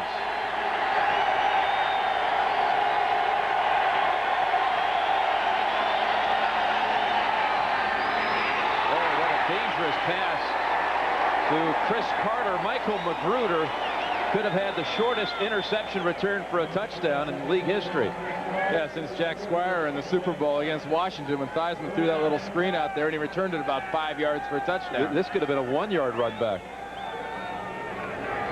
You can't say enough about the great job that Bill McPherson, the defensive coordinator, and Jeff Fisher, the defensive back coach, have done with this defensive backfield and making them anticipate and prepare them for this offense. They're guessing right before Jim McMahon does everything. 3rd down and 9. Going to Ismail, and Davis defending, no flag. And you thought there would be one. I thought there was going to be a flag when they saw that hand down over the face through the face mask. That'll usually do it. Here we go. Look at the end of this. Little holding. Here comes the ball. Little hand across the face, yank on the mask a little bit. Eric Davis playing a great game. Isn't the first one he's gotten away with. And, you know, when things are going well and you're on a roll, that's when you start getting away with stuff. Harry Newsom from the back of the end zone. Morris will snap it. A good one. Oh, Landover end.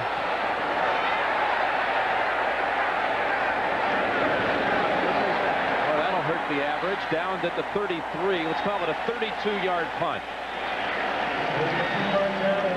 I think Denny Green would call it something else. Denny Green would call it bad timing.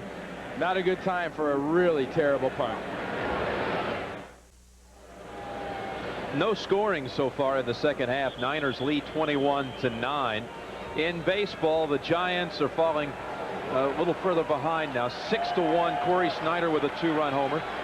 The Braves have already won. The Braves and the Rockies scored more runs than the Falcons and the Bears scored points today. First down pass to Jones. Triple teamed at the 28. Flag on the field. And Young is holding his right knee.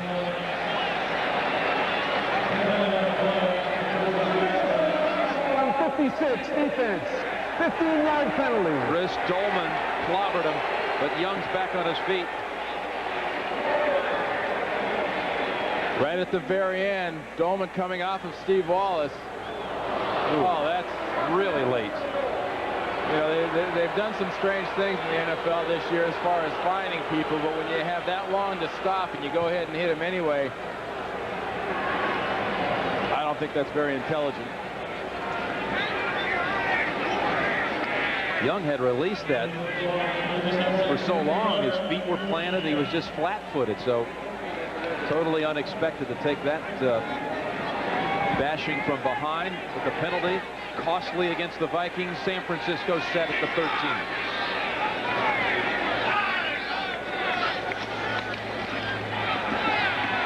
Young cuts it under and gets to the 7. Another late hit.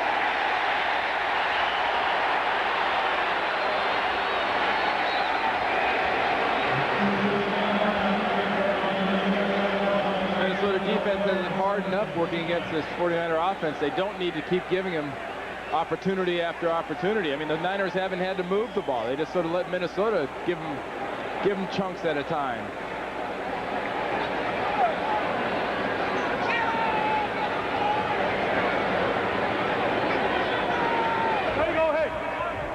Unnecessary roughness. Number 97 hit the quarterback when he was on the ground. Half the distance to the goal, automatic first down. Henry Thomas got a sack in the first half, but this time flagged for unnecessary roughness, late hit. Well, Thomas is the one that's going to get the credit. Let's see if he deserves it. Here comes Steve Young. He's down. Credit or discredit. I kind of looks like he's just sort of tripping and falling and just happened to fall on the quarterback. And the elbow happened to go in the head direction. Yeah. Well, like I said, when breaks start going your way, they do, and when they don't, they really don't. First and goal, play action. Young, look out. Barker got near him first, and Randall finished him off. Second sack for the Vikings. They had to flag the offensive line for the 49ers for unnecessary lack of blocking on that one. Steve was dodging bullets from the get-go on this. Got a little blitz action working here, and here's one body, here's another body, here come two more bodies. It's time to get your body down. And there's John Teerlink, the head body thrower for the Minnesota Vikings. Defensive line coach that tells his guys, I want one offsides for every sack. I don't care if you get offsides. Second and goal. Out in the flat. Ricky Waters led too much, but there were two Vikings waiting for him anyway. McMillan and Jenkins were over there. Carlos Jenkins we visited with yesterday. Likes to do a little gourmet cooking, he said, Randy, in his spare time. To each his own. He eats 5 meals a day, you know, trying to get that weight build up. I guarantee you don't cook 5 meals a day. You get a few burgers and chicken in there every once in a while when you're eating 5 meals a day. Third and goal. Back to Logan. And a good tackle by Audrey McMillan. 49ers will have to attempt a field goal.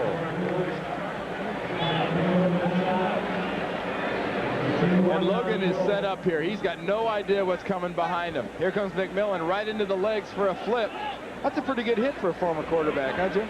Audrey McMillan was the only freshman to ever start at quarterback for the University of Houston. He's a Cougar. Kofer. 22-yard attempt. Got it. An important field goal because it puts San Francisco up by 3 scores, a 15-point lead for the 49ers. We're in San Francisco. Gorgeous day as we bring you across the Bay Bridge and a little bit further down the road to Candlestick Park. Vikings led 7-0 early, and then 49ers outscored them 24-2. Last 2 times the Vikings have had the ball, it's been 3 and out. McMahon has got to answer Steve Young. Ismail from the 8. Ismail brought down at the 24. It was Amp Lee who made the tackle.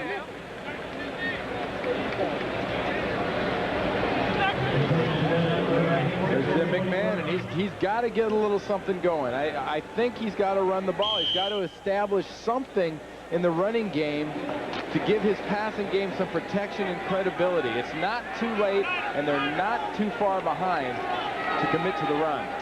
7:09 left in the third quarter.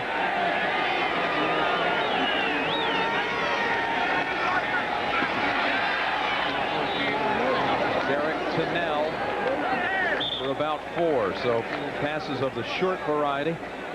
Boy, Tennell had one of the all-time great deals last year. He got signed by the Dallas Cowboys for the playoffs after Kervin Richards was cut, and they brought in Tennell.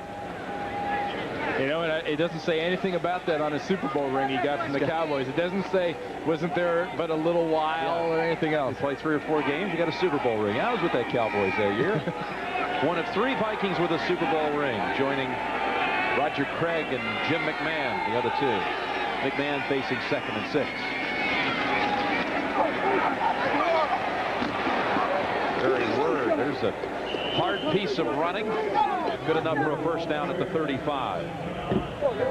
Well, we haven't seen too much of Tim McDonald today, and a lot of that's been because the Vikings have not been able to run the ball. But here's what a good, strong safety's job in the NFL is: get up, stick, and stop the run. You need a little help when the running back's 245 pounds. You're not going to do it by yourself, Tim, but that's a good job of support. That run by Word was the longest rush of the day for the Vikings, 7 yards.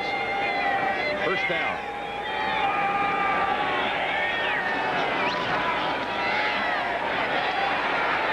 There's Tennell into San Francisco territory at the 49. 17 yards, and a footnote to the Tennell story, playing for the Cowboys during the playoffs only last year. To his credit, he did score a touchdown in their playoff victory against the Eagles, so he had a moment to behold. And here he gets to catch a ball, and he's actually moving. It's been a while since we've seen a Vikings receiver on the move catch a ball when he's not accompanied by a 49er defender that looks like a second jersey on top of him. So from the 49ers, 48. Word.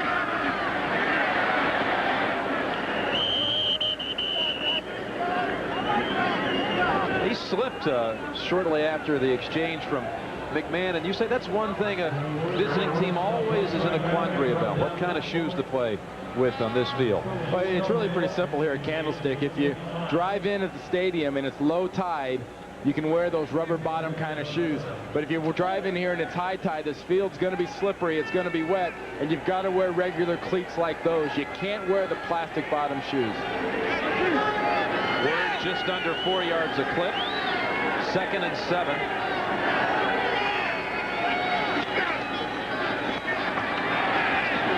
Pump fake. McMahon going to Chris Carter. Diving catch at the 5.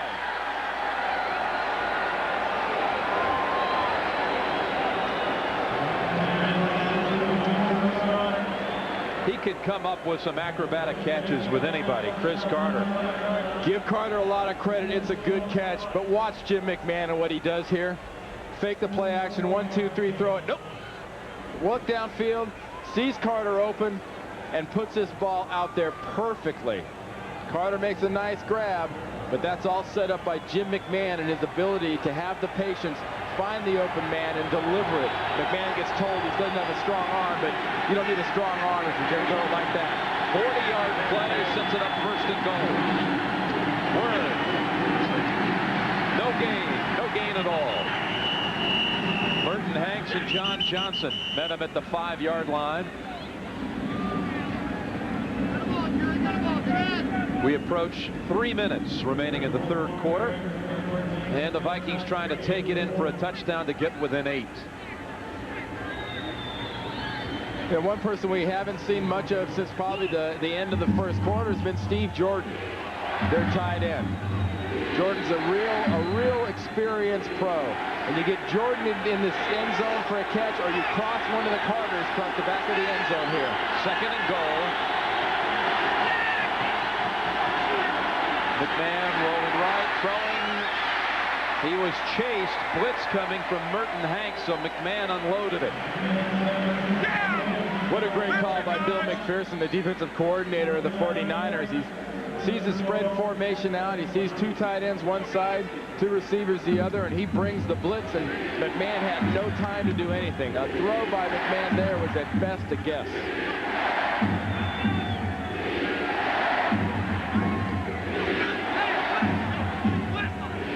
Big play for the Vikings. 3rd and goal.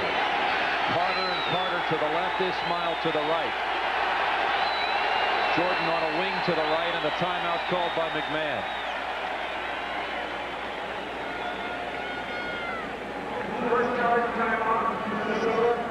A good decision by McMahon. Not a good time to be uncertain. If the defense gives you anything that makes you guess or makes you think, you've got to call a timeout, because the Vikings have got to have 7 points here.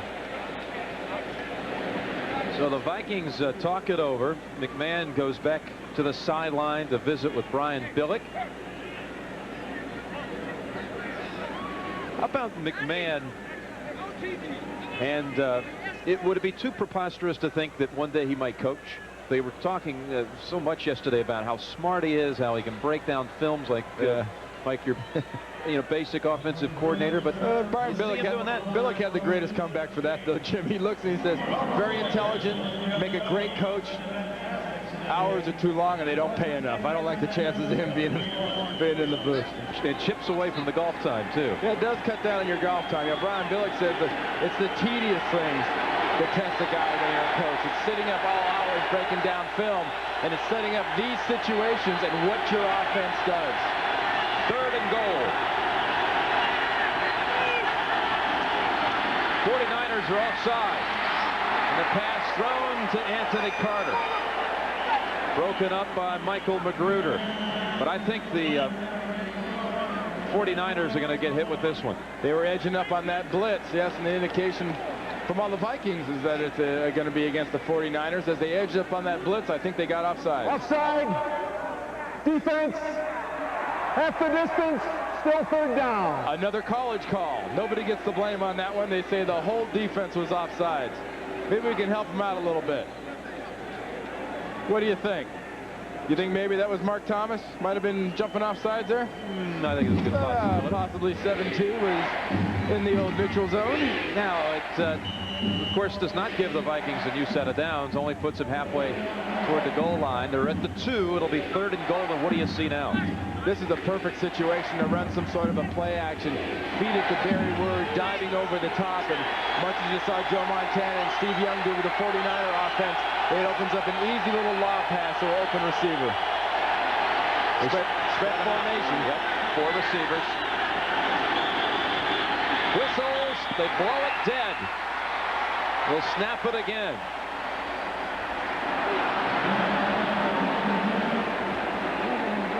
I think the play clock ran out on them. We have delay of game on the offense prior to any snap. 5-yard penalty. It's still 3rd down. Claude Reve's one of the last guys to get that signal. He was already out, about ready to attempt the field goal. Well, that's inexcusable. That should not happen in that situation right there. And Reve's and the field goal team started to run on the field, and Chris Carter, Anthony Carter, and Jim McMahon are standing there waving them off, saying, "Get out of here." I agree with a situation where you have 2 downs here. I don't think a field goal helps the Vikings. They need a touchdown.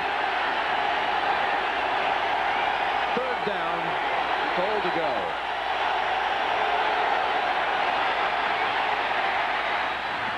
McMahon knocked down by Terry Hogue. Terry Hogue, the longtime Washington Redskin, recently signed by the 49ers, is getting more playing time in practice just to get ready for these kind of situations. And McMahon tries to force the ball here, though. Look at that. You got Hogue coming from one direction. You've got Tim McDonald trailing, and I don't think you have a hope. So Reves, who has made his last 12 inside of the 40, out of the hold of Newsom.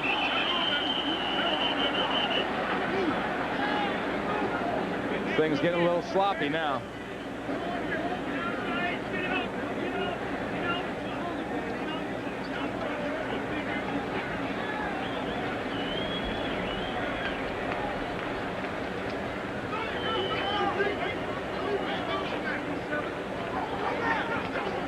Does somebody know, Jerry? Somebody know the number? Encroachment foul on the defensive line. No snap, 5-yard penalty, 4th down. Another college call. nobody knows who that one was on either. This is a lineman's dream game. Oh, I tell you. No accountability. Doesn't show up in the play-by-play call or anything like that. I mean, it's best case scenario for a big guy. They move it in now. Instead of a 25-yard attempt for Reves, it'll be 21. That's interesting. Newsom will take it back an extra yard. This is a tough place to kick off this infield, this pitcher's mound. Right off the mound, and Reves nails it. He kicked a strike. 24-12, 49ers. Out there on the football field. There's about 100 people anxious to get that Giant final because they may have to reconfigure this stadium for the one-game playoff tomorrow night against the Braves. But the Giants first will have to make a big league comeback. Well, the way they're playing today against the Dodgers, there's going to be a truckload of sod out in this parking lot pretty quick to fill that in. That's right. Ampley from the 6. And out to the 23. He scoots. Here is the Giants score. Giants, Dodgers, 6-1. Dodgers. The Giants have 3 more at bats. The 7th, 8th, and 9th. They're down 5 runs. Braves have already won 5-3. Their 104th win of the season. And the battles of October begin Tuesday night on CBS. The Blue Jays and the Chicago White Sox, with coverage beginning at 8 o'clock Eastern for Game 1 of the American League Championship Series Tuesday right here. Play action. Young. Oh, Waters felt the footsteps of Del Rio. Second leading rusher in the NFL coming in, Ricky Waters. And today he's putting up some 5s. I mean, it's great if you're 5 for 5 in baseball, but 5 for 5 as a running back isn't real good. You know, Ricky Waters is a very emotional guy. His favorite term is to get in the huddle and talk to his offensive lineman. You know, got to turn on the water, guys. Got to turn on the water. Well, but not 100%. The drought might be over in California, but it's on for Ricky Waters today. Second down and 10. And Logan hit right away by the quick John Randall. The Jets trying to beat the Eagles for the first time ever. Only 2 teams the Jets have never defeated. Well, some might say 3, but the 2, the Eagles and the Redskins. Yeah, some would say the Jets, but we've done Jets games. They beat themselves regularly. That's right. That's a surprise. Seattle, San Diego. Rick Meyer maybe poised to get that big bonus incentive deal that he had. If he got, what was it, 3 wins this year? By Henry Thomas. 3rd sack for the Vikings. And the 2nd for Thomas. And this Vikings defense, Jim, is coming. Steve Young is about to get the feeling, and he's down and a little shaken. What a bug feels like in the front of a semi. Splat. Henry Thomas just drills him in the back, and I don't think he's hurt, but he's definitely checking the body parts.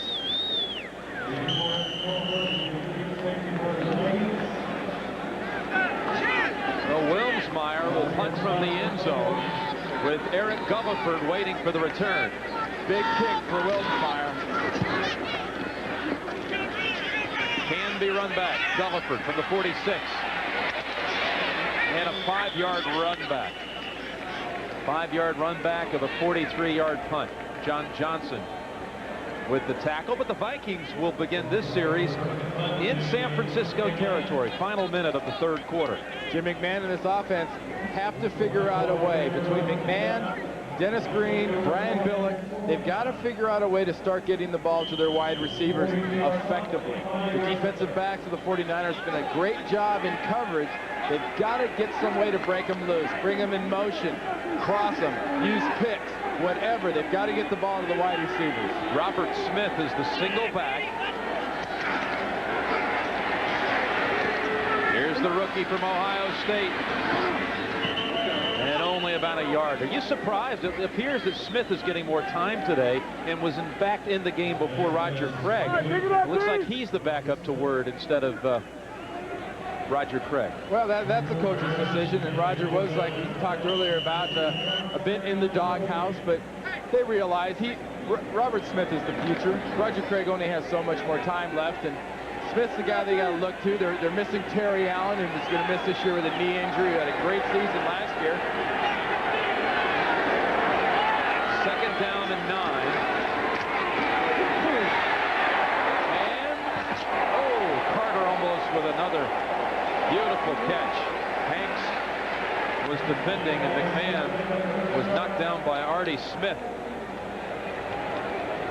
The 49ers have just a wealth of 300-pound plus defensive linemen, and here's just another one, Artie Smith, 95. Well, Young got his kind of dead bug pose at the end of his last pass. There's one for Jim McMahon, and almost Carter just did get that hit ball through his hands. Hanks managed to get that ball away. Vikings only 2 out of 10 third down conversions. They face 3rd and 9 right here.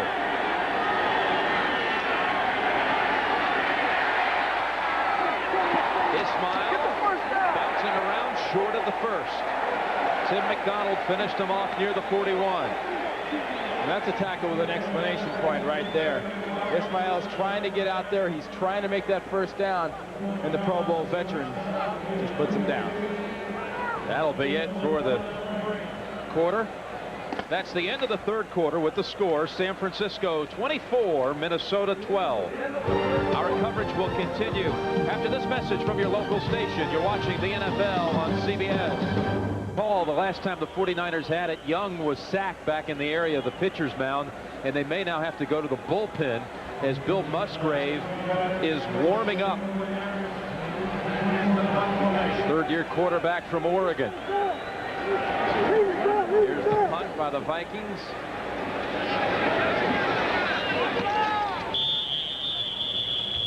Fair catch by Carter at the 10. Which quarterback will it be? Steve Young. All right. So Young 13 of 16 in this game. Well, wait a minute. Musgrave also runs out onto the field. He looked around and said, wait a minute. That's called rank has its privileges. You're running out there. Yo, Bill. Go talk to George. Get to the sideline.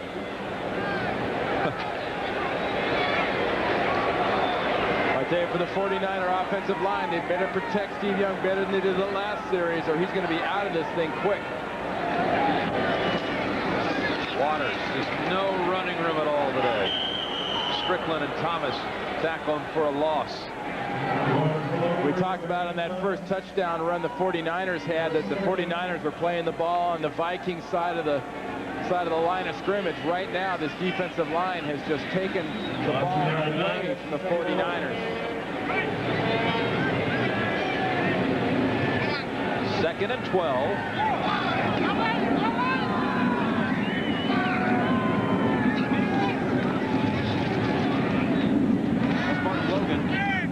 Down immediately at the 15. It'll be 3rd and about 5 for San Francisco. Strickland on the hit.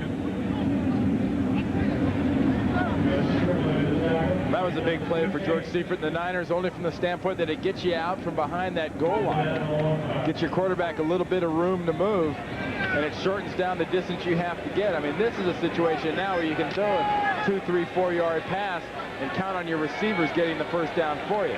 The key is going to be having the time to throw the pass. 3rd and 6.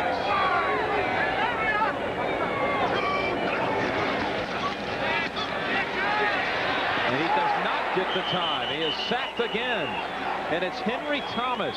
He had 1 sack on the season coming in.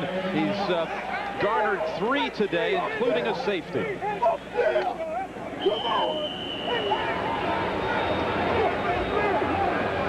Good momentum shift.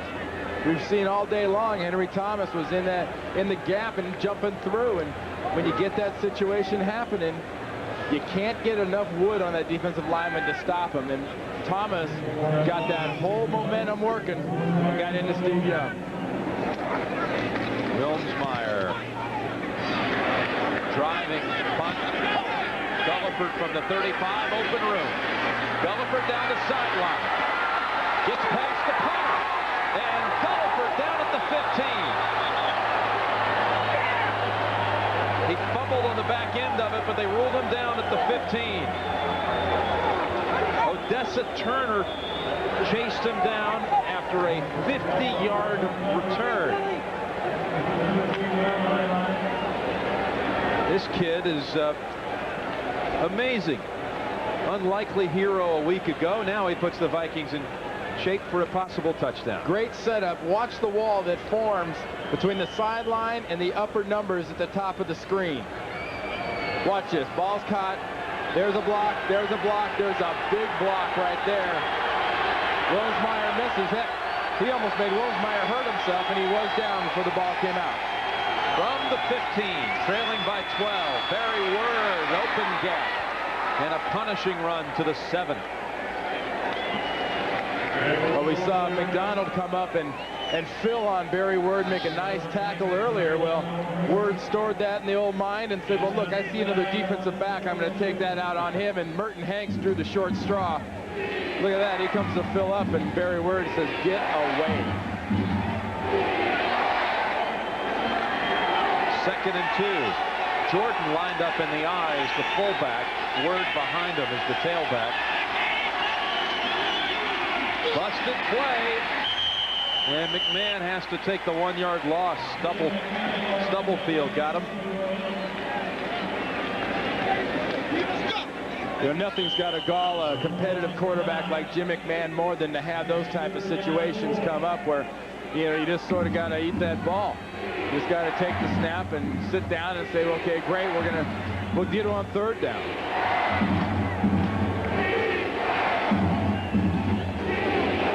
Crowd chanting defense. It's a critical moment in this game. Under 12 to go. Vikings down 12. 3rd and 4.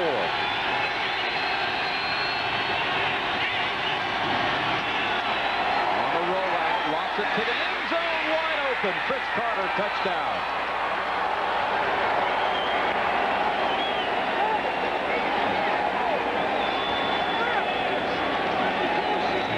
What a nice job by Jim McMahon. He rolled down on that play real quick, and Merton Hanks in the end zone falls down, and he sees it happen. Watch.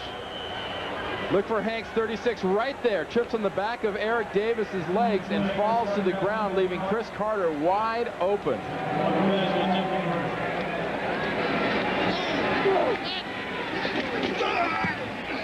So the Vikings right back in it.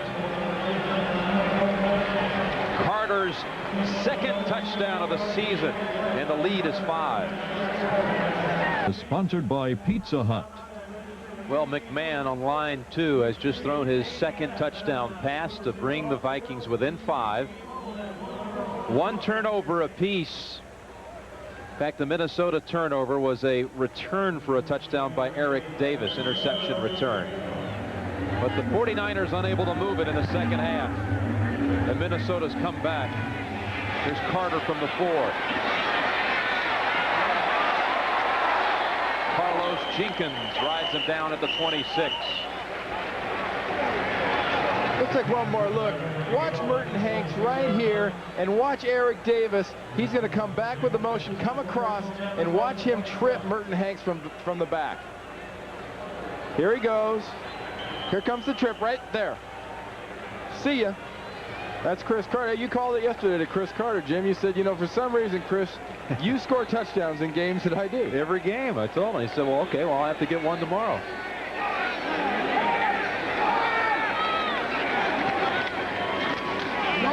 Waters. I think he's getting a little frustrated by now. I tell you, the 49ers have been 3 and out the last 2 times. They have 34 yards offense so far in this half. They have been frustrated. They haven't been able to run the ball. And Steve Young has started to take a beating from this defensive line that's really started to control the line of scrimmage. 11 minutes remaining. 24-19. San Francisco. San Francisco came into this game averaging 5.4 a carry, and right now today it's 2.4.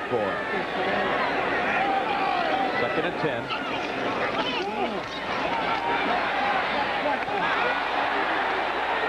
It was from I guess, of Ricky Waters.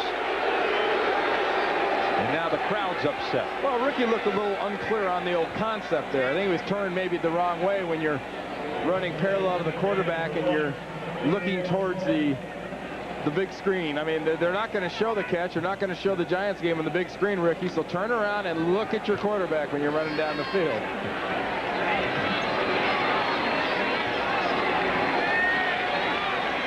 Third and 10.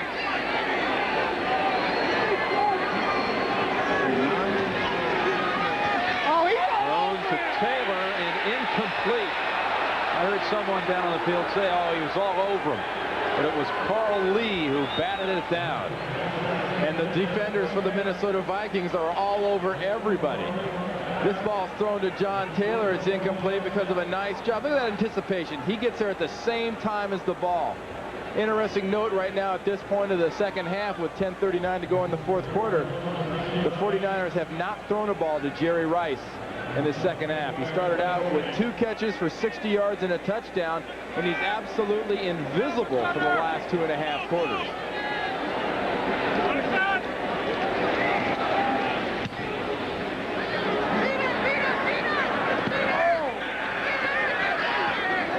Vikings just let it roll around, and it's down at the 30, 41-yard punt. So where is Jerry Rice in the second half? 24-19, 49ers lead. Steve Young does not look to be in good shape at all, Randy. Well, he's taken a beating in this second half, and a lot of that credit goes to the defensive line of the Vikings. Jim Nantz with Randy Cross. 10 unanswered points for the Vikings. They're within 5.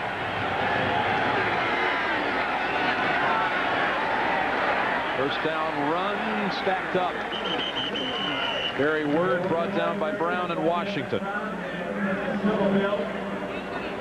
Bubby Brister, who has come in to replace Randall Cunningham, sacked for a safety, and the Jets take the lead. And if you just joined us, Randall Cunningham, a broken leg today. He'll be out for at least 2 months.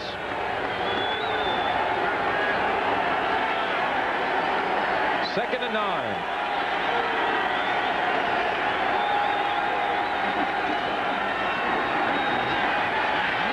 McMahon across the middle, and Carter can't hold on. Merton Hanks was in the right spot that time. That was a nice job. Jim McMahon threw it up there a little too high for Chris Carter. He's going to have to make an unbelievable catch, and Merton Hanks came in high and just leveled Anthony Carter. Watch this here. Ball floats a little bit here. Ball's on his hands for a second, but a nice job by Hanks of coming in.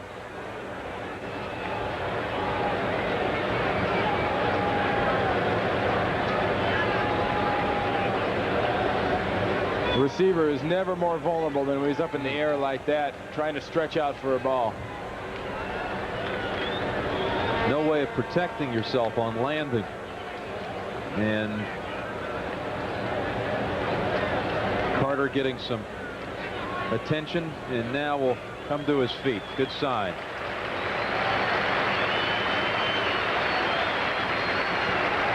His partner Chris Carter was the lone Viking player back there to make sure AC was okay. You know, interesting enough for Jim McMahon and these Minnesota Vikings, Anthony Carter caught a ball early, and Chris Carter's got a touchdown, but the tight ends have accounted for 10 of the 23 completions that McMahon has thrown.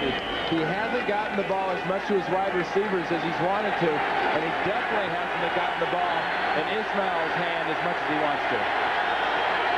Gulliford has replaced Carter on 3rd and 9.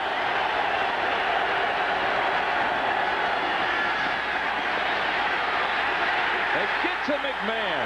Their first sack today, Martin Harrison.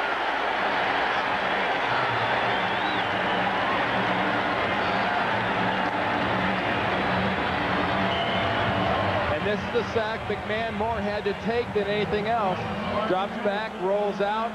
Good coverage downfield by the 49ers enables Harrison the time to come off a couple blocks and get there for the sack.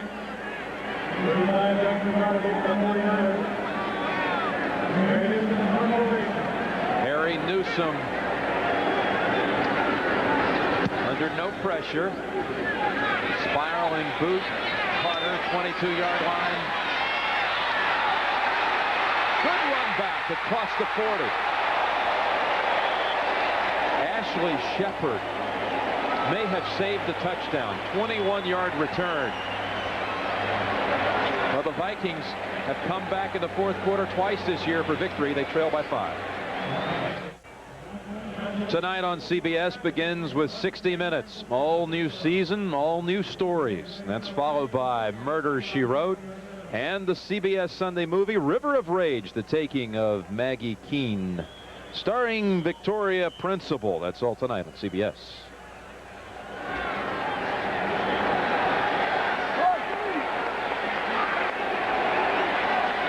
From the 43. Take the sweep. They go to Jones. Jones advances it into Viking territory. McMillan on the tackle after a gain of about 10. Let's call it 9. Brent Jones checking that helmet. Starts out over Chris Dolman.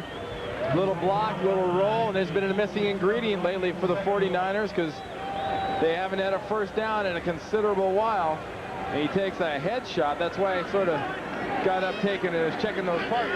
2nd down and 1 to 7 receptions for Jones, ties a career high. It's a first down run. Mark Logan to the 44. Hey, it's update time. And with the story, TV Terry Bradshaw, take it away. All right, Jim Nantz at the Meadowlands. Boomer Esiason under heavy pressure. Notice the pass in the flat. Eric Allen picks it off. Moves a little to the left, little to the right, little to the left, all the way to the left, picks up a couple of blocks, and goes 94 yards. The Jets had taken a 28-30 lead. Now it's Philly 35-30 over the Jets. Jim? Thank you, Terry. And that run by Ricky Waters, tackled by Henry Thomas. The Jets were going in for the finishing blow there. They would have taken a 9-point lead had they scored a touchdown on that series. Eric Allen still running. It was such a long run back, we can't show it to you. We need a whole new NFL today to do that. You know, hey, have you noticed you've heard a lot more about the Philadelphia defense than you have about Reggie White in Green Bay?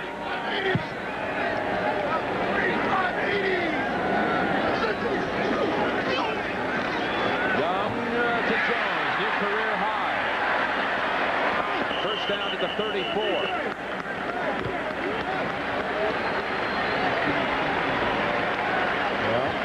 Number 8 for Jones, and one of his jobs as a tight end in this offense is if you want to get out, you got to fight your way out. And you go, you settle down, and then you go the other way. It's a good job by Brent Jones of recognizing the defense he's looking at and getting across the field for the reception. How about the 49er pass distribution today? Well, they have spread this ball around beautifully so far today, and they haven't been at Jones for a while, but they've gone back to a staple. First down, Young looking for Rice, and he got held up. Clean play by Carl Lee, but the two of them just kind of tangled a bit near the 10-yard line. Here's your pass distribution. And I'm sure there's a couple of guys by the names of Rice and Taylor that think they should have a few more catches at this point of the game. But, you know, I think it's more of what the Vikings defense is doing. This is the defense that traditionally likes to get in Jerry Rice and John Taylor's faces and physically challenge them. They have to prove to Steve Young that they're open. It's not something he has to assume. Young faces 2nd and 10. Across the middle, open. Waters at the 15. And a tackle, face mask maybe on Todd Scott.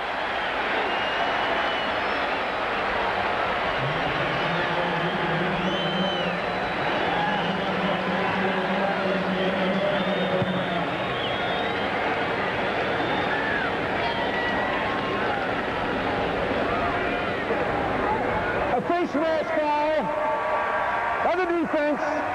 An additional 5 yards onto the end of the play. First down. Well, here it is. We're talking about, they're going to go to the wide receivers. Ricky Waters circles out of the backfield, and nobody picks him up. Watch the end here. There's the face mask, and in Todd Scott's defense, you take about whatever you can to tackle somebody, but here's why the ball isn't being thrown to Jerry Rice. Audrey McMillan. Yeah. Fine job. And, not only Audrey McMillan, but they have him bracketed back behind by a safety. First and goal for the 49ers. 6 minutes remaining. Ricky Waters to the outside. Touchdown, San Francisco.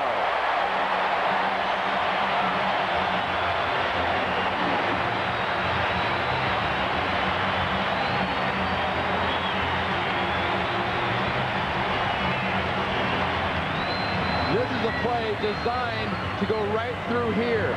Watch everything get shut down, and all of a sudden a corner is created, and then there's a foot race between Strickland and Ricky Waters. End of discussion, end of foot race. Waters wins that one in a landslide.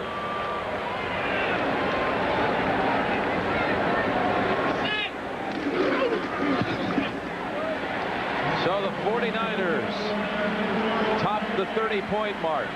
31-19 San Francisco.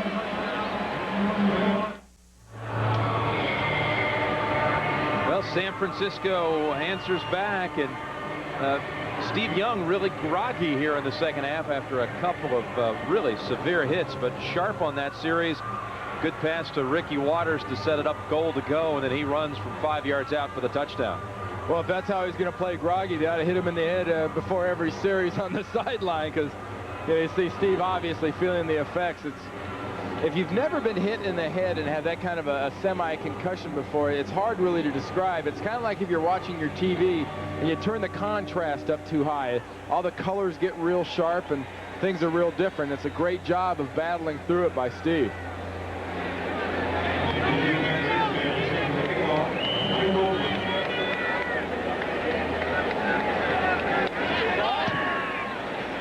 Ismail is the deep man, and he'll run it from 3 yards out, 3 yards deep. And across the 20, out of bounds at the 23.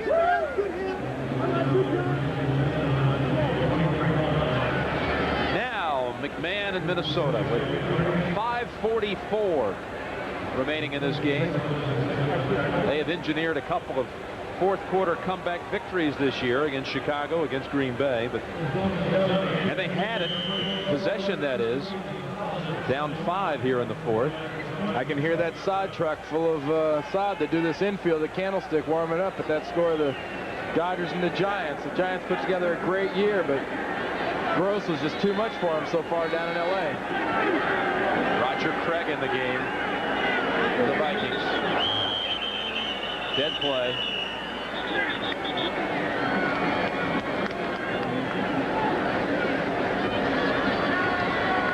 Full start, number 75, offense. 5 in the snap, 5-yard penalty, first down. 49ers will not return here to Candlestick until until another 3 weeks. They have a bye week, then they play at Dallas, and then the Cardinals come here. But one reason they felt this game was so critical, they did not want to go. George Seifert and company 2-3 into the bye week, facing the Cowboys on the back end of it.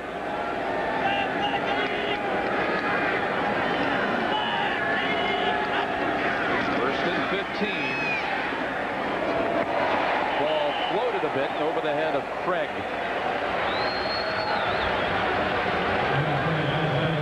And things just seem a little bit off right now for McMahon and the Vikings. They started out so well in the second half, and things were moving. You see Brad Johnson, the multiple signals into Jim McMahon. One of those signals from a Viking standpoint is hopefully something to get a ball to one of the Carters or to Ismail and let these guys run with it. Second and 15.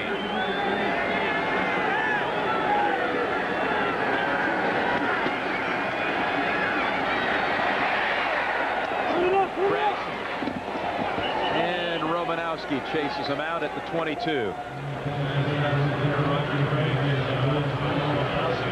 Saw a awful lot of Robert Smith in the third quarter. Now in the fourth quarter, we're seeing some of Roger Craig back in the game now.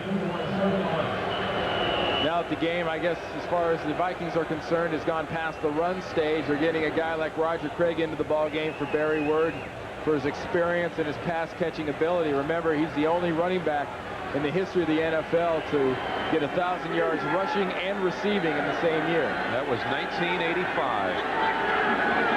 Third down and 11. Long ball. And double coverage. Double coverage on Ismail. Tim McDonald was back there, along with Eric Davis. Jim, that thing hung up there long enough. They could have sold advertising on the side of that football. This thing is up there, it's up there, and Ismail's got to be saying, come down, come down, come down. Nice coverage. I don't know, is Jim McMahon an Atlanta Braves fan? Or kind of looked like Tomahawk chop, huh? Newsom punting. Carter, picks it up on one hop. And here he goes. Dexter Carter. Touchdown, 49ers.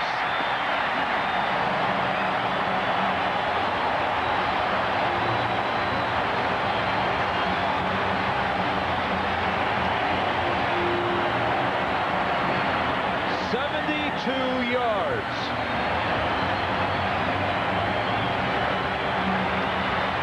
Mishandled, bobbles, slight hesitation by the Vikings, and when you hesitate on special teams, you're going to get hurt.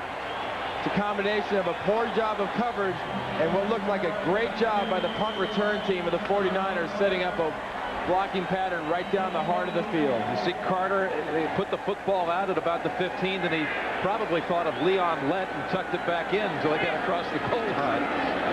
Hofer adds the extra point. 72 yards.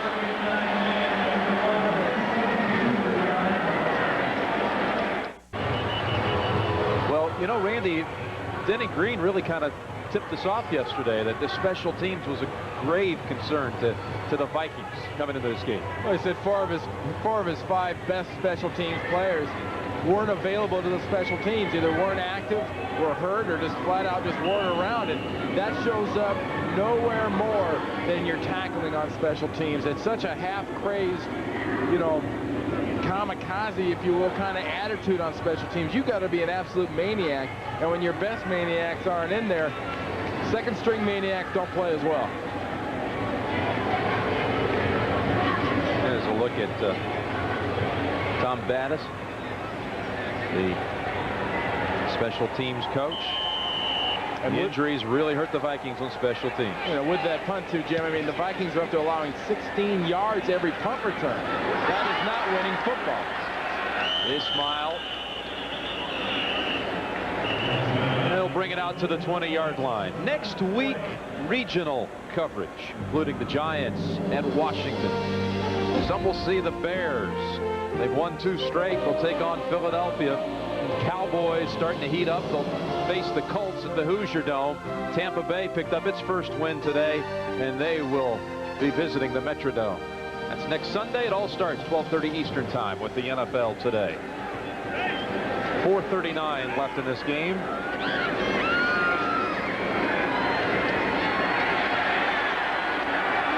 There's a sack. Martin Harrison with his second sack. He has both of them today for the 49ers. And this is not the kind of situation you want a quarterback like Jim McMahon in at the end of a game. He's not getting very good protection. It's just sort of an all-out drop back and cover everybody type of an approach for the 49ers. And this is where a quarterback can start taking some shots. Jets and Eagles, still time there for the Jets to make a comeback. Jets exploded to a 21-0 lead and now trail. 2nd and 13.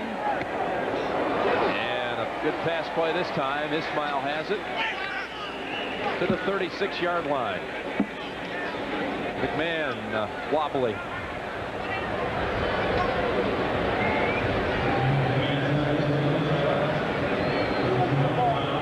McMahon is such a competitor. It's going to take an awful lot to get him to say, I'm not going to be in the game. He wants to play every minute of every game. But Labonte comes in there right at the very end and gets that helmet and shoulder on the side of that knee. And, you know, that's a quarterback is so vulnerable at that time. First down, Vikings. That was a 19-yard play. And McMahon slides into second base. Safe.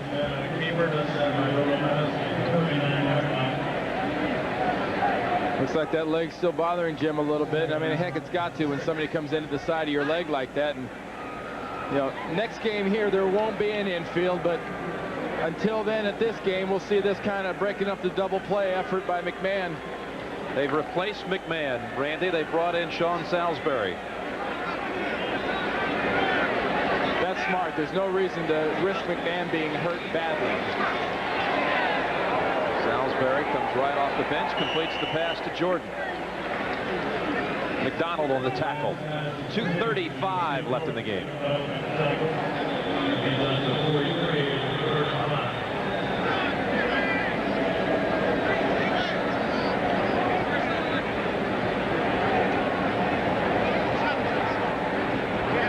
Personal foul, roughing the passer, hitting him in the head. Number 53, defense. Well, there's a 15-yard penalty. A very unfriendly way of welcoming the new quarterback onto the field. First snap.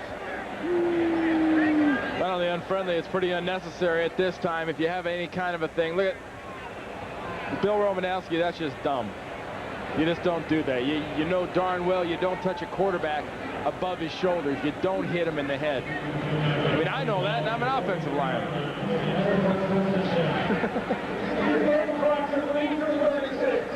36 on the game clock. You know, Salisbury, he's just been hit in the head once so far in the game. How about the day Jim McMahon had? That does not tell the whole story on when McMahon went through. You got to almost separate, you know, it's 8 and 5 and 8. That's 21 times he bit the dust. Ooh.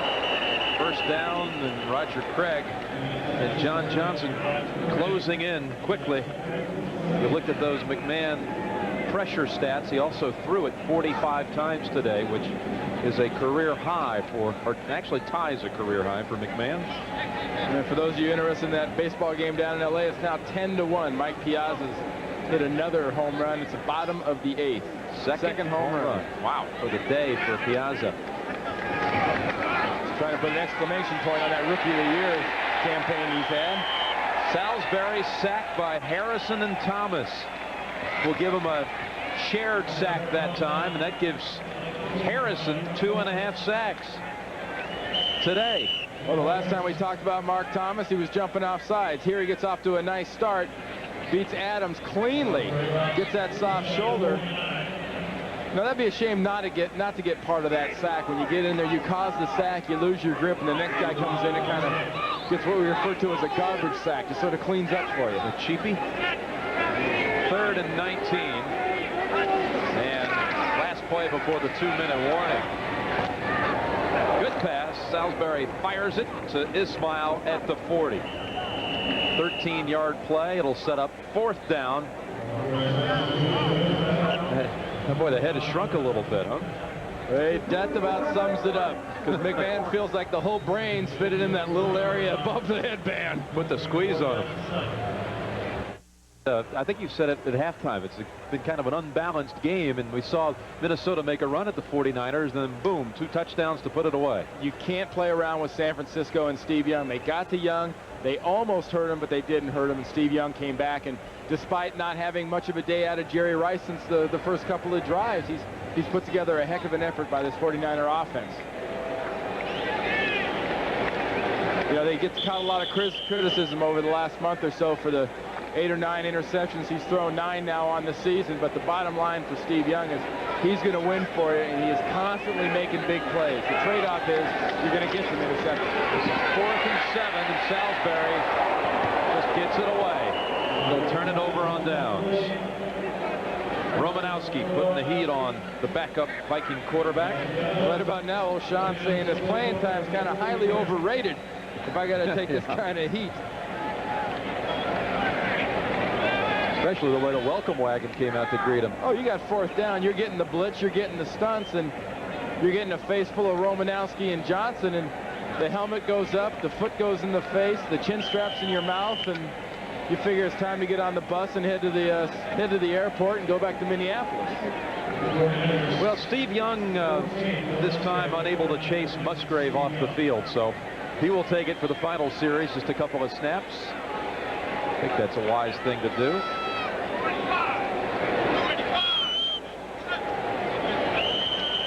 Randy, in the George Seifert era, they have scored 21 points, the 49ers, on 50 occasions, including today. 50.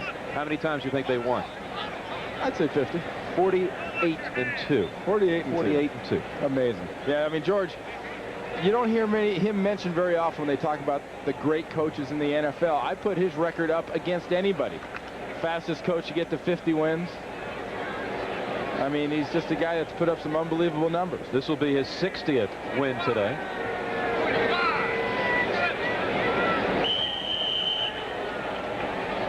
One more snap to go, and hey, you're going to get a little bonus coverage, folks, because when this one ends, we're going to send you out to Pat Summerall and John Madden for the close of the Eagles-Jets.